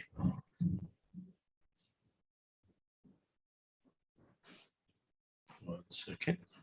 So you're going to, I have the, okay. Thank you, Dr. Veena Early, for accepting to be here and sharing your knowledge on this topic for the exam going students. It's an important topic for the exams. So let me introduce Dr. Veena Early, Professor and Head of the Department of Pediatric and Preventive Dentistry, GSL Dental College. And Dr. Veena Early has completed her post-graduation from Bapuji Dental College and Hospital in 2009. She secured the 7th rank in the post-graduation university exams by Rajiv Gandhi University of Health Sciences. She has many national and international publications to her credit, and catch them young and watch them grow is her mantra for treating developing malocclusions in growing children. I think if you listen to some of her presentations, you'll understand that's she's done some fantastic work in that area in the mixed generation orthodontics. She also has the expertise to treat anxious children under conscious sedation and has been training general dentists and pediatric dentists for the same. She's an academician and practitioner, providing guidance to her students in excelling their clinical skills. She also has a copyright to her credit and was instrumental in getting 2 research grants from the ISPPD. She has given a live video demonstration on 2x4 appliance in ISPPD conference 2020. She also conducted a hands-on workshop on interceptive orthodontics in MS Ramaya University of Faculty of Dental Sciences. So without taking much of a time, I welcome Dr. Veena Early on behalf of the ISPPD PedoRare 3.0. Welcome to the podium, Dr. Veena. Thank you, sir. Thank you for that introduction.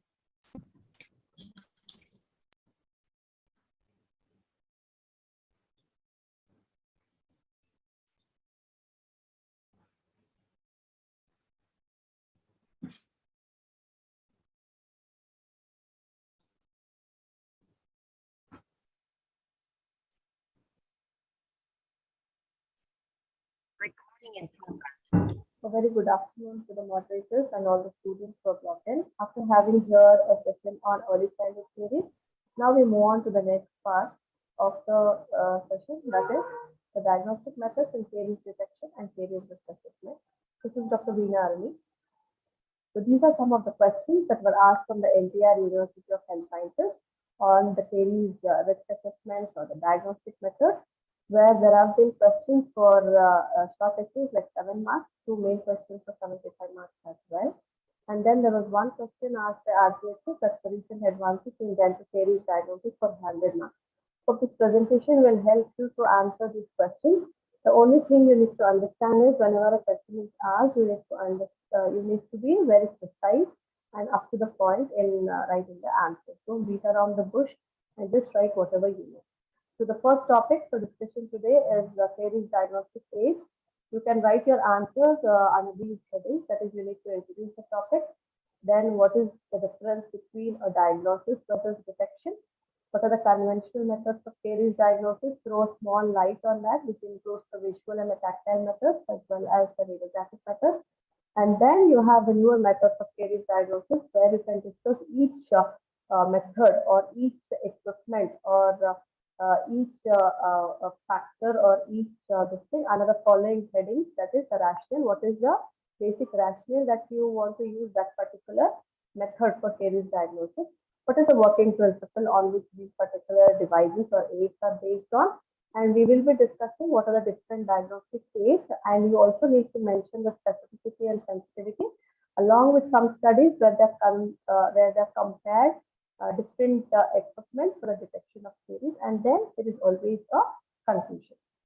So first we need to understand what is diagnosis versus detection. So you have definitions like what is caries diagnosis, what is lesion detection, lesion assessment, and caries diagnosis. Is there a difference? Every slide of mine has the references at the end, and I hope the PPT will be shared with you people, so you can listen to it for now, and later on you can go through it once again. And then the BMC Oral Health, there was an article published where an international consensus workshop for caries clinical trials was conducted. And this particular workshop concluded that lesion detection implies that there should be an objective method of determining whether or not the disease is present. And the lesion assessment also is important because it aims to characterize once it has been detected whether the lesion is active, passive, arrested, whatever. And then the caries diagnosis is where the human professional submissions, based on all the data, you can always do a diagnosis as to what kind of a caries it is. And then visual diagnosis is the standard of caries diagnosis, even though additional methods are available, but visual and tactile method is considered to be the standard method of caries diagnosis.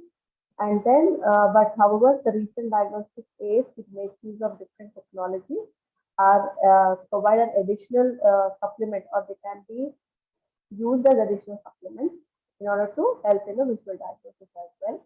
Biting radiographs are okay whenever it comes to the occlusion caries, but proximal caries is again a question mark there. And then the caries measurement method should accurately capture any signs of the manifestations of the caries process at any given point of time, and they should be able to monitor different levels of DNA visualization. So we are in an era where we are talking more about the management of non-cavitated caries lesions, or we are pushing more towards the minimal invasive dentistry. So when we talk about minimal invasive dentistry, it is diagnosing the caries lesion at its incipient level, that is a white spot lesion. A visual diagnosis or the biting radiograph might not be enable us to diagnose these lesions at an early stage. That is where the newer diagnostic aids come into picture.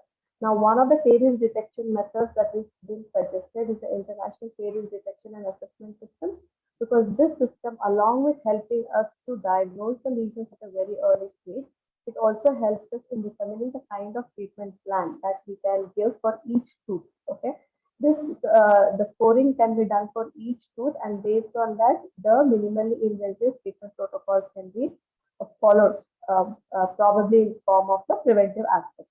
So this was proposed as a strategy to integrate the modern detection systems into one standard system, and it was based on the concepts from the research conducted by Extern and Sci-Fi.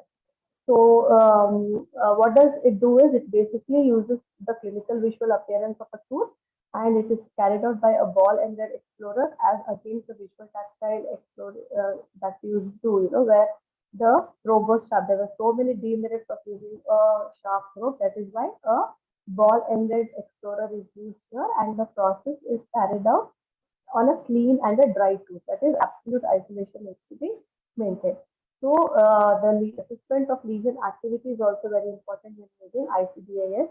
So initially there was the first ICDAS that was proposed was based on the clinical and radiological findings, and it was called as ICDAS. However, a lot of research was going on, and now they've come up with an ICDAS-2 as well. So these are the criteria, the clinical criteria. The scoring ranges from score 0 to 6, and against each criteria. So if you feel that a tooth is sound, and then the score will be 0. So accordingly, as you determine it, you can score accordingly. Similarly, you can use the radiological criteria as well, which again ranges from score 0 to 6, as the criteria against that particular score can be written. This is the ICDAS-2, where it is a 2-digit scoring system.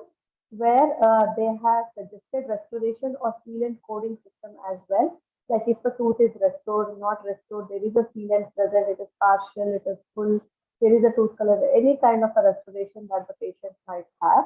And then the description for the primary caries is, again, if you see in any tooth, it is the same scoring as 0 to 6. Now, along with that, there was also a activity criteria of coronal primary caries which given, where you can determine the lesion activity, whether it is an active lesion or an inactive lesion, and accordingly, you can give the scoring criteria. Now, the advantage of ICD-SU is that the treatment plan is individualized or customized for each tooth that we are going to, based on the scores that we are going to give. So one tooth might require a composite restoration, one might require a PRR, one might require a sealant. It could be anything. And another tooth might require a crown. So the treatment plan for each tooth is customized here, and this can be used for during the maintenance phases also, as and when the patient is coming for recall checkup. You can use the same forms and check what is happening with that particular restoration.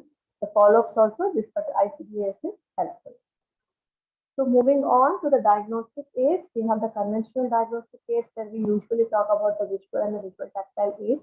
I've not added in detail because we all know how we do the visual and visual tactile and what are the disadvantages or drawbacks of using the visual and visual tactile. There is a lot of bias in that. So the specificity is high, but the sensitivity is low because there might be inter-examiner variation. So to avoid this, there are quantitative methods which are available for detecting and monitoring the caries lesions.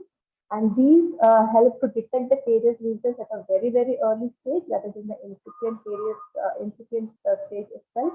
And they are more reliable and they can monitor the course of the disease. That is very, very important. So we have the radiographic method, which is again a quantitative method, but again the specificity is low and the sensitivity is high.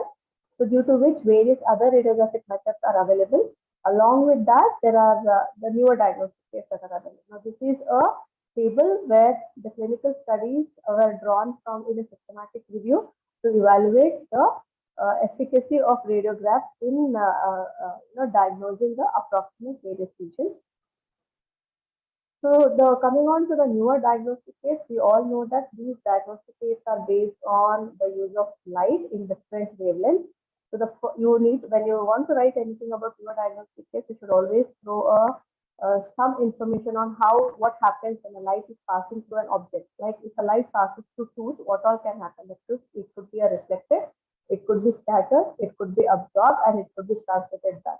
So all the newer diagnostic aids make use of one of these mechanisms of light, and many devices are come into picture. Now this is a representation of the different diagnostic aids that are available. We have the fiber optic transillumination. We have endoscope methods based on the use of endoscopy. We have based on electrical conductance, the advanced radiographic methods. We have the use of lasers. The last 6 to 7 are in the experimental stage. However, in vitro studies are being carried out. They can always make a mention of that. So fiber optic transillumination, like I said, the newer diagnostic methods should be discussed with respect to the principles, the working principles. If there are any values that have been given to diagnose or detect the caries, and is there any change in the colors, because we are using light of different wavelengths. So whenever light passes through the tooth or through the caries lesion, a sound tooth might give a different color, a caries lesion might represent a different color. So based on that, we will be able to diagnose. So that has to be highlighted. And you also need to mention the sensitivity and specificity and the various studies that have been done. These are some of the articles that you can always, they're available in PDF format. You can use to read and make a note of the studies. The variant of FOTI is a digital FOTI where there is a digital intraoral camera that have been attached, and there are a lot of studies that have been done, and they have found that with the camera attached, you can always do an image processing on a computer screen using a software, and it is much, much better. There is another variant that is a wavelength dependent FOTI where the wavelength of light that they used was different. The working principle is based on the mineral laws that happen. Okay, and there are a couple of studies which have been done where they use the wavelength dependent FOTI. The next technique is based on the endoscopy, that is, and the using of fluorescence, where the user light in the wavelength of 499 to 500 nanometers, and there is a green filter that is used so that the white spot lesions will appear darker as compared to the sound element. There are a couple of studies that have been done, and when an intraoral video a system is attached to the endoscopy, it becomes a video scope. So that has a better advantage where you can use it for educating the patients as well. The other variants of using endoscope as a diagnostic method is using a white light fluorescence. You have video scope, you have intraoral television camera, and then you have a laser supported dental endoscope where the laser beam in a wavelength of 530 nanometers is used for illumination. You can also use a laser beam of 337 nanometers as well. These are the different articles to study. The third method is based on electrical conductance and electrical resistance. It was proposed by Vanguard in 1878. It is based on the theory that the sound dental hard tissue, especially the enamel, shows high electrical resistance or impedance. So whenever there is a caries lesion, this particular resistance is reduced. So the values, the machine that is called as a Vanguard electronic caries detector. It is a machine where it gives a reading on a scale of 0 to 9, which is directly proportional to the degree of demineralization. There is another machine also which is available, that is caries meter. So they have higher sensitivity values of around 0.90 and the lower specificity values around 0.80. These are the different studies. You have the various radiographic methods, like I discussed. There is something called as the Logicon Caries Detector software, which can be used to analyze the images that you have received through your digital radiography, like your RDB. Then you have another method that is subtraction radiography. You have computed tomography, you have CBCT, you have X-ray microtomography, transverse microradiography, and tuned aperture CT.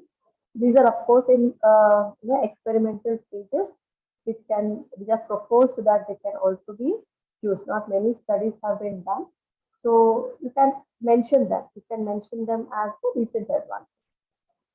Then, based on the fluorescence technique, you have the quantitative light-induced fluorescence, where the principle is there is a fluorescence, that is based the excitation. There is a change in the excitation of the electron. So normally we use the wavelength in the visible light region of 370 nanometers, which is in the blue-green spectrum, and the resultant autofluorescence that happens is the light passing the light having a wavelength of around 540 nanometers using a small intraoral camera.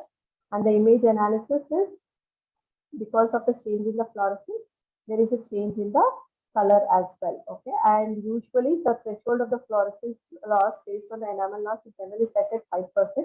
So anything more than 5% on an average is considered to be a part of the lesion. So Diagnodent is a variant of QLF where it uses a laser system in a wavelength of 655 nanometers, and it is an instrument. It has two tips, one designed for the fit and features and one designed for other smooth surfaces, especially the proximal surfaces. And the results of the Diagnodent are interpreted as values from 0 to 99. So 0 to 14 indicates no caries, 15 to 20 indicates the lesion is extending only to the outer half, but it is confined to the enamel. And 21 to 29 is where the lesion is extending into the dentinal caries. So the variants of Diagnodent is the Diagnocam, where a camera can be attached to a Diagnodent. The pictures can actually be captured for later image analysis using a software. And then you have the Diagnopen, which is a small instrument just like your pen, which is easy to carry. These are the different studies. Then you have something called as a fluorescence camera. It is been marketed as VistaFruit. It is produced by marketed and manufactured in Germany, where it uses a LED light in with a wavelength of 405 nanometers. There is a software that is called as DBS software, which is used to analyze the images and translate them into values. The values are given on a scale from 0 to 5, depending upon the degree of demineralization. So it also gives you a treatment orientation, that is whether that particular lesion can be monitored, or do we need to use any remineralizing agents, or is any invasive treatment required. Then we have the Midwest Caries ID. Again, it's a device based on LED technology, and it emits a light in the range of 635 to 880 nanometers. So there is a microprocessor, that is a computer-based algorithm that is there that identifies the difference in the image. changes in the translucency and opacity based in the healthy as well as the demineralized state. There is a technology based on the use of ultrasounds as well, that is, and they are using it for caries detection. You have optical coherence tomography. Now, these are all still in experimental stages and they're used for in vivo studies. However, the advantages, what they quote for these advanced techniques is that we can avoid the use of X-rays and the adverse effects of radiation. So, optical coherence tomography uses light in the range of 1T10 infrared range, and it captures a two-dimensional image, but also a depth dimension is captured in that. Then you have something called as Caries system. It's a laser-based system to visualize the crystal structure of the tooth and caries by using heat and light together. This is the working principle of it. You have terahertz imaging. You have multiphoton imaging microscope, and then you have something called a SOPRO-Light, SOPRO-Care, or SOPRO-Imaging, where it's a camera. It's an intraoral camera which emits the light in a range of 450 nanometers, and it illuminates the tooth surface by using two LEDs. So by combining the autofluorescent image and the anatomical image, it differentiates between the tooth structure and also the chemical composition of biological tissues. So the camera is connected to an image sensor and it contains the pixels surrounded by color filters. So that helps us to differentiate. And in case of caries diagnosis, it has three different application modes. So there is diagnostic and treatment mode where light is in the range of 450 nanometers, and there is a difference in the color. The intact dentine appears as green color, the bruised or the demineralized tissue appears as brown in daylight, and it appears dark red with the SOPRO-Light. You have Raman spectroscopy, which is based on the scattering of the photons. And then you have confocal laser scanning microscope, where a type of laser is used where it can display the image up to 1 mm thickness and by creating vertical sections in the targeted tissues. So this can also is also suggested as a method for diagnosis of dental caries. So these are the different advanced dental diagnostic aids that are available for diagnosing early or incipient caries lesions. So every answer, like I said, should conclude with a conclusion, and this conclusion should be your opinion or what is your understanding of the topic. You don't have to read or mug up a conclusion from any article. It all you should now be in a stage to conclude your answer and what do you think or what is the scope of using the advanced aids with respect to detecting the diagnosis or diagnosing the dental caries. So the next part of the presentation is on caries risk assessment, where you need to understand the difference between risk factors and risk indicators. What are the different caries activity tests? I'm not highlighting here on caries activity tests because we are very much aware of what they are. I will be highlighting more on the caries risk assessment tools that are available. And we will be discussing the American Academy of Pediatric Dentistry caries risk assessment tool, the Bangkok caries risk assessment tool, the CRAFT, that is the caries risk assessment tool available for Indian children, camera, cariogram, and Previsor. So caries risk assessment, you need to first write what is the importance of determining a caries risk for an individual. What are the benefits? What are the advantages? Are there any disadvantages? So that needs to be written first. That is why determining a caries risk for an individual is important. And then we also need to write or highlight a note on what are the risks and the modifying factors. Okay, so risk factors are the presence of which might cause caries or a disease in future, and there could be modifying factors or they can be called as risk indicators. Okay, the presence of them might, there could be a chance, not always, okay, to develop a particular disease. So what are the primary risk factors for dental caries? Could be the saliva, could be diet, it could be the use of fluoride, it could be the oral biofilm, and it could be the microbiology. Whereas the modifying factors can be your past and current dental status, your medical status, your lifestyle modifications, socioeconomic status, the education of an individual, so all those. Now, there was a grading of recommendations given by Scottish Dental Clinical Effectiveness Program, when they were doing research to come up with a caries risk assessment tool, that is a camera, and they found that these are the risk factors that can be taken into consideration for either for preschool children, for different age groups, and this is what is recommended. So you need to understand the caries risk models can be risk models or prediction models. Prediction models are based on factors like past caries experience, which could say that who are at risk, and risk models are identifying the existing risk factors for future caries in individuals. So that needs to be differentiated. The first caries risk assessment tool is Cariogram, which all of us know is an interactive computer program which assesses the risk of development of new carious lesions. And there are 7 parameters which are assessed with the use of Cariogram, that is the caries experience, related diseases, diet, class, the bacteriological count, that is using streptococci level, fluoride, and the salivary section. And you can always draw a diagram of the karyogram. That is, karyogram is usually represented as a pie diagram, and the 5 factors or representative. What does this 5 the pie diagram represent? Okay, the actual chance to avoid the caries, which is usually given in a pink in a green color. Okay, and then you have the diet, which is scored in a dark blue, the bacteria in red, the susceptibility in light blue, and the circumstances in yellow.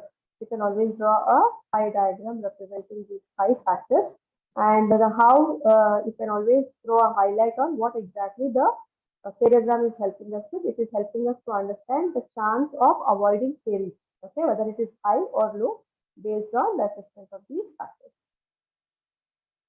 Then you have the AAPD caries risk assessment tool, where we know they use the clinical conditions, the environmental factors, and the general health conditions, and have classified patients into low risk, moderate risk, and high risk. You need to know what to write under each, under clinical conditions for low risk, what it is, what are the factors you need to consider, that you need to highlight. Then you have the caries management by risk assessment, that is called as CAMRA, which was developed by at the University of California, San Francisco, by doing a series of studies and implementing this particular assessment tool in their own dental clinics. And they came up with the 4 things to be considered. One is the caries disease indicator, the caries risk factors, the caries protective factors, and then the clinical examination. Based on these, they came up with 2 forms for 0 to 1 form for an age group of 0 to 5 years, and another one for children above 6 years old. And they considered those 3 factors and marked yes or no only. And based on that, the score that they got, they classified the patients as high risk, moderate risk, or low risk. This particular trial that was conducted by the Scottish University came up with these key results, and they found that it is very important to have a caries risk assessment tool. These are the articles. Then we have the Previsor software, which is nothing, a oral health risk assessment software, which has 3 components. One tests the periodontal health, one tests the caries risk, and one tests the oral cancer. The caries risk tool assessment tool has these following 5 factors which they consider, and it is an online based central software unit where the patient can enter the details, and based on the details the patient has entered, it gives you whether the patient falls under a low risk, medium, or a high risk. Then you have the Cariometer app, again, which is it is an evidence-based research app which is developed, and it provides the estimate of the caries risk of the dentition based on a daily diet and other oral hygiene practices only. Again, the patient should download this app and enter their details, so it will give you the idea. You have something called as traffic light matrix, where it uses criteria in 5 different categories, that is the saliva, the plaque pH, the bacterial count, the diet, and the fluoride exposure, and you have the other factors. And once this particular data is collected, based on the point scoring that you do, you have 3 lights that it pops up, that is red light, yellow light, and a green light. The red is for high risk, yellow is for moderate risk, and green is for low risk. Then you have something called as lactic acid impression, where they make use of a commercially available product that is called as the Clean Pro from 3M ESP to detect the lactic acid. To determine the individual caries risk assessment, there is a commercial product available called as Clean Pro Cario L Pop, where it also measures the lactic acid that is produced, and the score of 1 to 9 is given, indicating a low, medium, and breastfed. A recently published article gives a bank of checklist where they again use the same factors that were given in camera, but they evaluated against a point. Okay, they gave 1 point to the social or behavioral factors if they were present for each factor they're considering there. And again, for risk factors clinically, they gave 2 points accordingly. And based on that, they classified the children into high risk, low risk, or moderate risk. And then we have a caries risk assessment for treatment, which was developed in India for the Indian children, itself. And it's a simple chair-side, non-invasive 4-point approach where they made use of 4 parameters, that is diet, BK status, the fluoride exposure, and other factors. And the values were given in the range of 0 to 4. So these are the 4 factors or 4 parameters that they took into consideration. And so the simple caries risk assessment tool where the patient or the parent has to answer in a yes or a no. No, based on the score that those answers, the scoring is usually done. Now, these are some of the studies which were published in a couple of systematic reviews where they have evaluated the validity of the various caries risk assessment tools which can be considered. And these can be studied by all of you to write as literature supporting the various caries risk assessments. These are again, like you see, they use the various risk indicators or the modifying factors. How reliable are they to be used to diagnose or to arrive at a inference of putting a patient into a low, moderate, or a high risk. This is again one study done in Hong Kong by Goa et al., where they have used the very different types of caries risk assessment tools and also the caries activity test to and assess the sensitivity and specificity for each tool. So this can also be used as a literature support to assess your to support the various caries risk assessment tools. So like I said, every answer has a conclusion. So what we need to understand is the caries risk assessment tool is an individualized for every patient and you cannot generalize it. So based on the risk of an individual, your treatment options might also change. How you want to put the patient into a maintenance phase, what could be the recall. You know, at every recall, you need to again do a caries risk assessment. So based on all these factors, you can always conclude your answer. So these are the references which are used in this particular presentation, which you can always feel free to go through. Thank you so much for your patient listening, and I wish all the students a very best of luck for your exams. You can always contact me for any articles or study material that you require on my mobile, or this is my email ID. Thank you once again.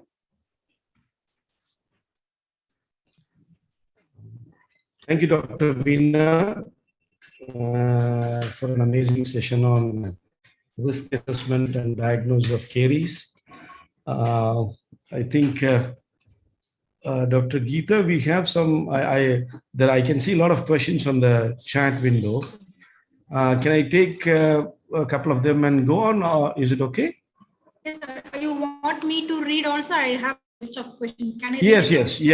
You can probably start with the questions. And I think there were questions for Dr. Kalpana, there were questions for Dr. Indra, I think there were questions for Dr. Veena also, I guess, right? So you can probably put it across to them, yeah.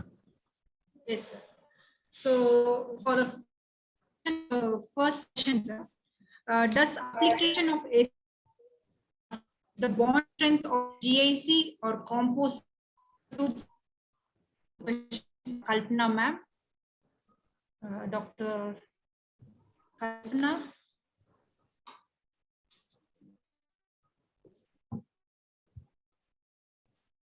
I don't see Dr. Oh, yeah, here.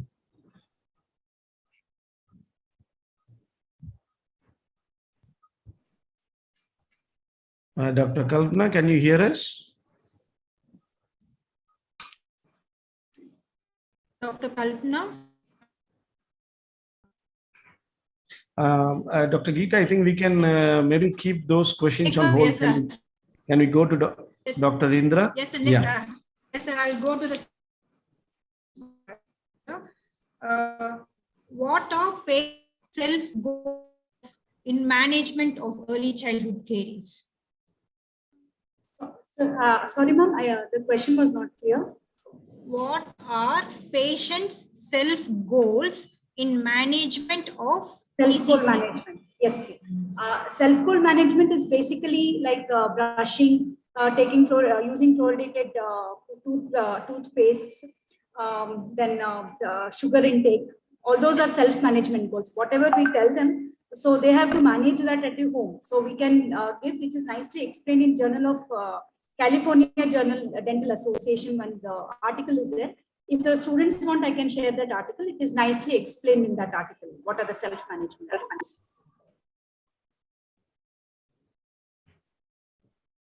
Thank you, ma'am. The second question is, how climate change and diet and affect the prevalence of ECC? Okay. Basically, the climate has an effect on the diet. Like in the cold weather, they will drink less water. The intake of water is less. The flushing action is less. So in that way, there is a retention of food in the oral cavity, more retention. And when you go from one place to another, like whatever the diet we give in Mysore, children, what they take is totally different from Kerala or Tamil Nadu or Andhra Pradesh. So there is a lot of variation in the diet. So that will have an effect on the caries. So this is like climate has an effect on the diet, and the diet will have an effect on the caries. So this is the relationship. You need to explain that.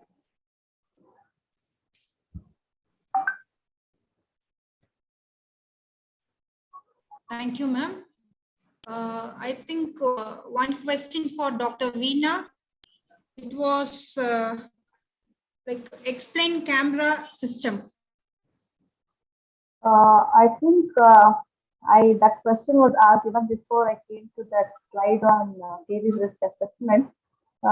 Understanding that they would have they got a gist of what exactly camera is. You need to understand that it is caries risk assessment and management. So there are two different charts that are available. You need to highlight the two different charts. What is how they have used the various factors, that is your social or biological factors, the clinical condition, to assess the risk of individuals in two different scenarios. That is the chart for 0 to 5 years and the chart for children above 5 years. So based on that, you can also highlight on the treatment options available depending upon your patient is falling under the category of, if your patient or the child falls under a category of low risk, what would be your treatment options. Highlighting more on the preventive aspects, and you can also add a note on the anticipated guidance that you would be giving to the form of an infant oral health care. And then accordingly, the same applies for your patients in the whether they are, in the moderate risk or the high risk. So that is the basis of camera. There are a couple of studies, like I said, the articles are shared where they used camera to assess how valid and reliable it is, and they found that it is very, very specific. That is the specificity was somewhere around 90 to 95%. So probably that answers the question.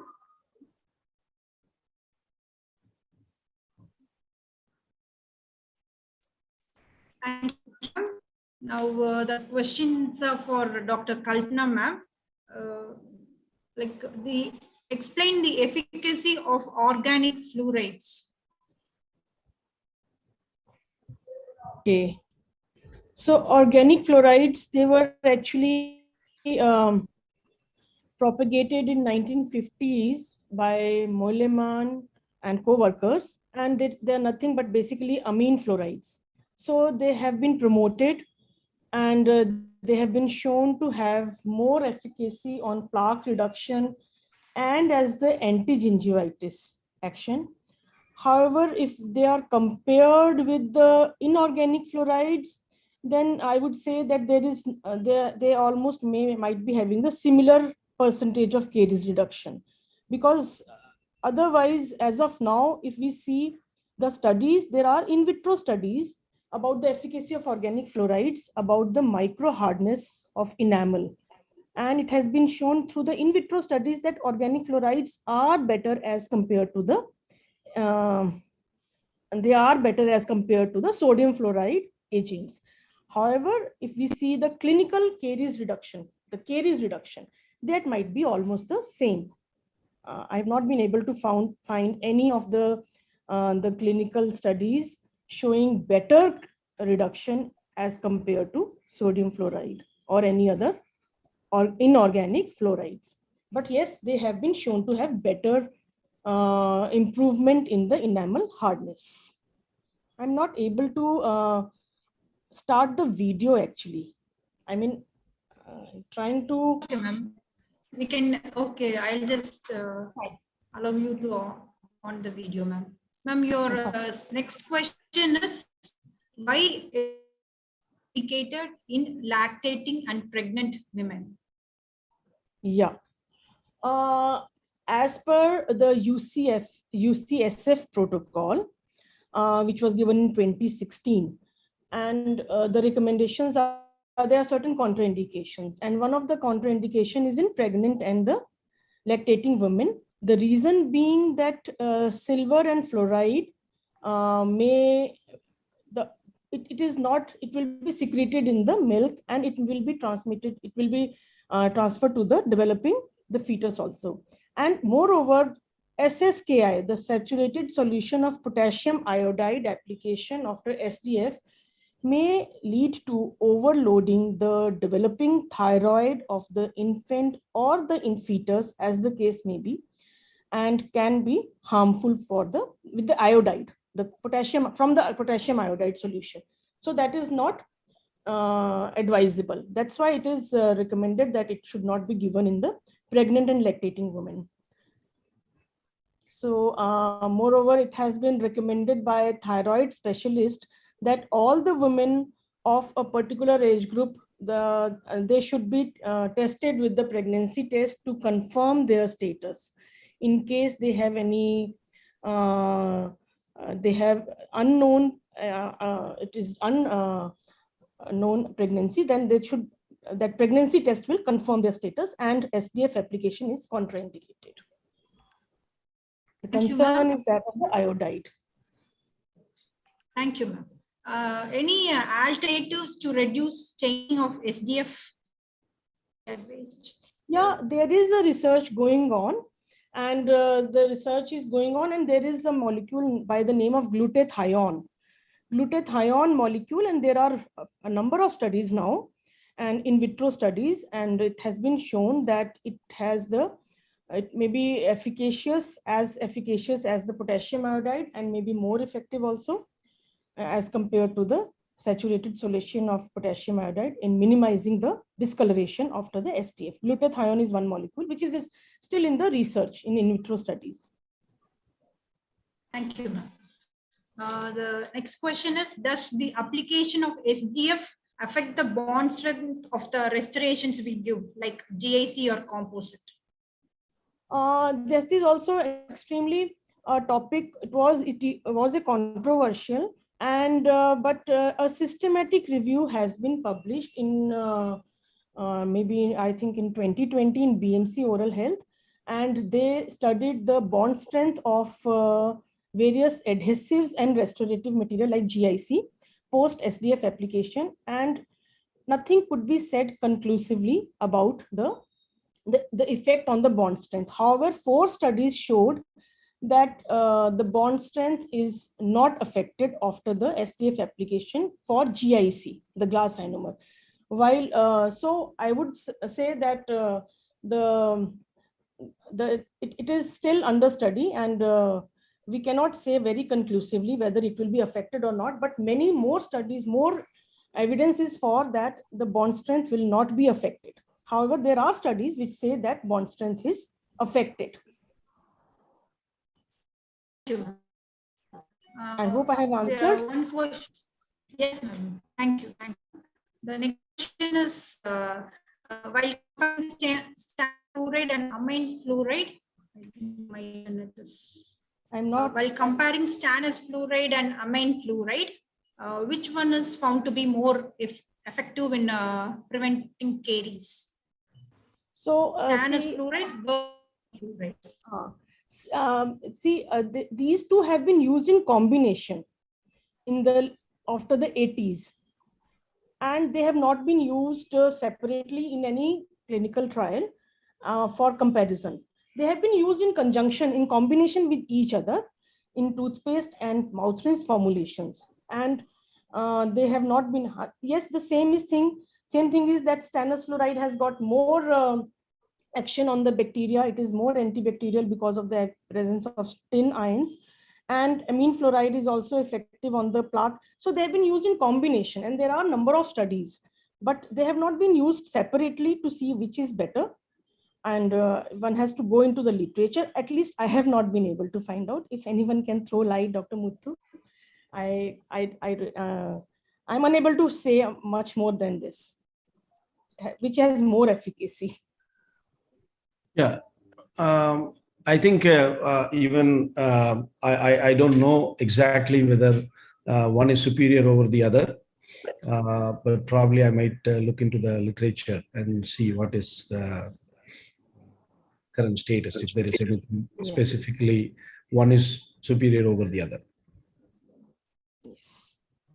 So they have been used in combinations, and separately, no studies are there. I tried to find out. Thank you, ma'am. We have a question for Dr. Question. Right about the epidemiology. Can you hear me? Yeah, you're breaking. I think that's why sir is okay. Can you go read it again, please? Yeah. Yes, sir.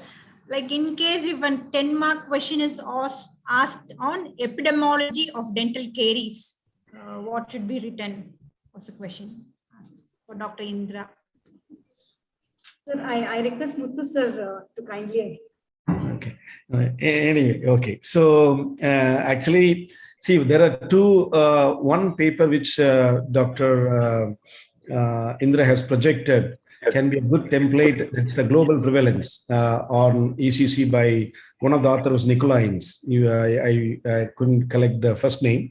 The second author was Nicolines. So that's, in fact, if you've been closely watching what's happening in ECC, Professor Tinanoff was talking about that paper as the base paper for talking about global scenario of ECC.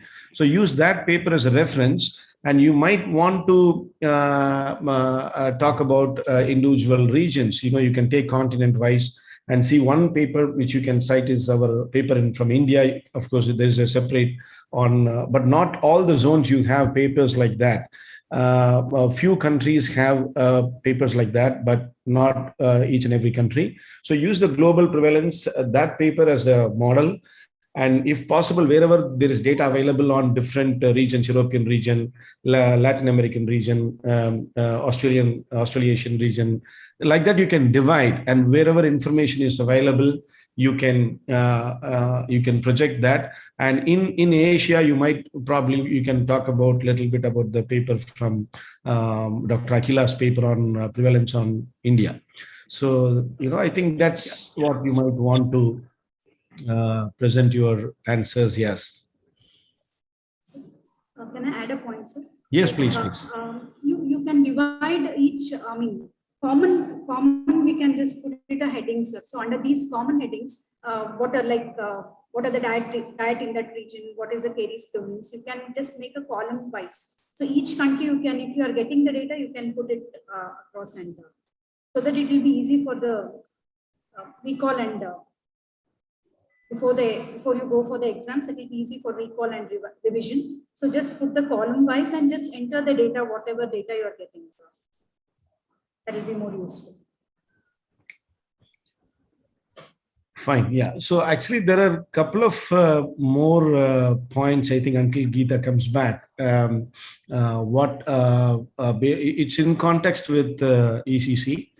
Those who are following now, you can look at, there is a paper which came in 2021, reclassification of caries disease patterns into age cohorts in primary dentition. This is a paper by Marth and Keels. It's a guest editorial, and Margarita Fontana. I think you would have been familiar with the names of Fontana and Keels, K-W-E-L-S. Okay. So it's a guest editorial and titled Reclassification of Caries Disease Patterns. They've given a very simple, fantastic classification, very, very clinically relevant, called early childhood caries and late childhood caries. They divide the 6 years of the spectrum. And as a clinician, all of us will agree that the disease which starts at 12, 14, 16 months and spreads to multiple teeth has a pattern, from the upper anteriors and goes backward. But there are children who are cavity free till 3 years, and they get caries predominantly in the posteriors at 4 or 5 years onwards. So they classify fantastically as early and late childhood caries. This is one paper which it's a guest editorial, May-June issue 2021, PD. Journal is PD, paper by Keels and Margarita Fontina. Okay. Another paper which you might want to use, I think, beyond what Dr. Indra has extensively covered our systematic review on risk factors. There is one umbrella review came after that. Okay, so that umbrella review is by Thang Lee. Okay, Thang Lee is the first author, Risk Factors for Early Childhood Caries, an umbrella review. This covers all the systematic review published in ECC, including ours. So that's again a kind of a summary of all the existing systematic reviews. Can be very useful paper. If somebody couldn't get it right to me, or I will pass it on to Dr. Indra. You can write to Indra as well, and it can be shared. It's a very useful paper, even though it largely concludes what the Kritika's paper concludes in terms of the outcome. Majorly, it shadows what our paper has done. But still, it's a latest review on early childhood caries and risk factors. And it's an umbrella review. So obviously, it's bigger than a systematic review. So it's good to cite that as well. So these are two, and one on the breastfeeding and early childhood caries. One of the paper has come now, just 2 weeks back. Nupur et al. Again, it's on breastfeeding and early childhood caries. We have combined all the existing systematic reviews, and this is coming JCPD, Journal of Clinical Pediatric Dentistry. So that paper also will be useful to keep some updated information in the exam. These three papers, full papers, can be shared. I will share to Geeta and Indra as well. So whoever you guys have access to, you can take it from them. So that's on a little bit on specifically on ECC. I think Dr. Kalpana ma'am has answered all the questions fantastically on SDF and fluorides. And any other questions, Dr. Geeta? Yes, sir, we have the the last question of this session. The treatment protocols for ECC in children care needs. Like what considerations you have to do for children with ECC and with special health care needs. Okay. So, Dr. Indra, you want to say anything? You only tell, sir. Okay. See, basically, if you look at generally, if you want to manage management of early childhood caries, it's a very wide range of things you can do. Okay, so you can, because it's up to 6 years. Okay, so you can, it can be from early first dental visits to early intervention protocols to arresting white spots using sustained anticipatory guidance principles. This is one probably some minimally invasive or preventive way of approaching this disease. Then you can go into a treatment mode. If you go into the treatment mode, largely you have to cover pharmacological management as well, because most of probably less than 2.5-year-old children with multiple needs might need a pharmacological management, a full mouth rehabilitation with multiple dental disease. So this is grossly, if you keep it for general patients. If you take it with special healthcare needs, the dependency towards management will more tilt into pharmacological management methods like sedation and general anesthesia as well, apart from your minimally invasive methods using SDF and other approaches, depending on the quantum of treatment needs and age of the patient. You might want to classify as an exam going student, if you want to write about management of early childhood caries, you might probably broadly say pharmacological and non-pharmacological methods. And in each of that, you can go for minimally invasive approaches and treatment approaches, like intervention approaches, early intervention approaches, and full-fledged rehabilitation approaches. So in each of that, you can cover a wide range of methods, all your restorations to crowns, to fluorides, to everything will come under. So once you go into restorative mode, you can give, you can divide into crowns and tooth colored and metal crowns and go on from there. See, that's the maximum, right? So I think broadly, you might want to approach management because the question was specifically on special healthcare needs. As a clinician, I would more tilt towards minimally invasive approaches if pharmacological management can be a difficult thing, either because of lack of affordability or not willing for such management. I will tilt into minimally invasive approaches. Otherwise, I will be more inclined towards more dependent on pharmacological means because children with special health care needs with ECC can be a pretty big challenge to handle on dental chair. But the bottom line, one simple basic philosophy which you might want to keep it deciding the management, whether pharmacological or non-pharmacological, depends on two major criteria: age of the child and the number of teeth to be treated. So these are the two major determinants, whether I will decide today whether I'll manage this patient on the dental chair or I will go to the OR or use sedation-based methods. So it's always based on the age and the number of teeth to be treated. So a 2-year-old, we know that they lack the ability to cooperate. So children with special healthcare needs also fall in that category. If you go to the rights behavior, lacking cooperative ability is what, less than 3 years, and children with special healthcare needs. So it doesn't matter what age they belong to. They might be still in the lacking cooperative ability category. So invariably, that's why I said the management might tilt towards more pharmacological means. But say if you have only one tooth to be restored or pulled out, or a couple of teeth to be filled, you might even want to do it under restraints, if you don't have access to sedation or pharmacological management methods. So it's very important that you have a wide, broad understanding of this and divide pharmacology, non-pharmacological, and then go from in each of that minimally invasive approach and early intervention approaches and complete fully restorative or rehabilitative approaches. And under that, you can subclassify into restoration and multiple other whatever procedures you do there. So this will be my way of looking at it, but there can be alternative ways or better ways. Anybody wants to add anything? I'm probably happy to listen.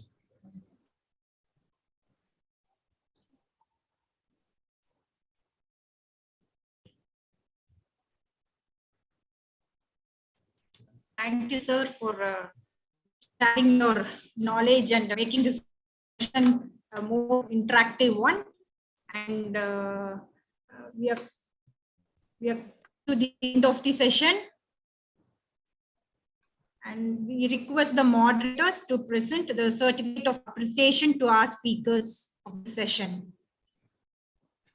So I thank the speakers for accepting our invitation and contributing for this session.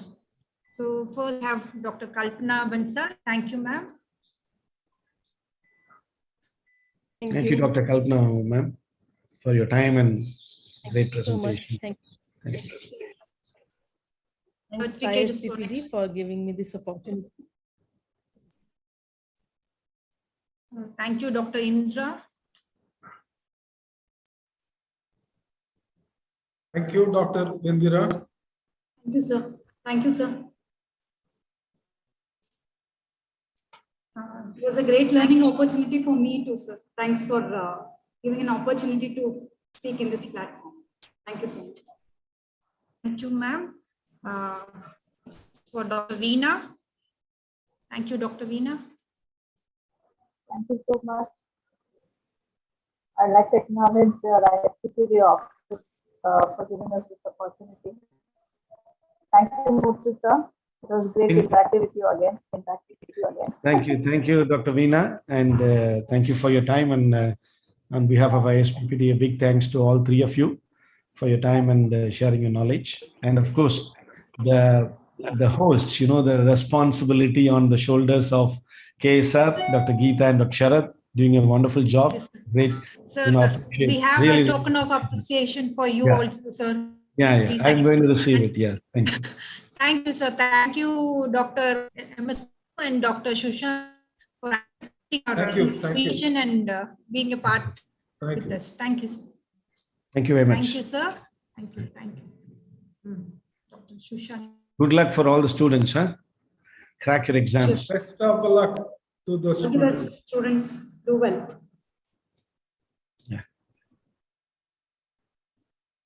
Thank you, Shushan, sir, for accepting our invitation and sparing your valuable time.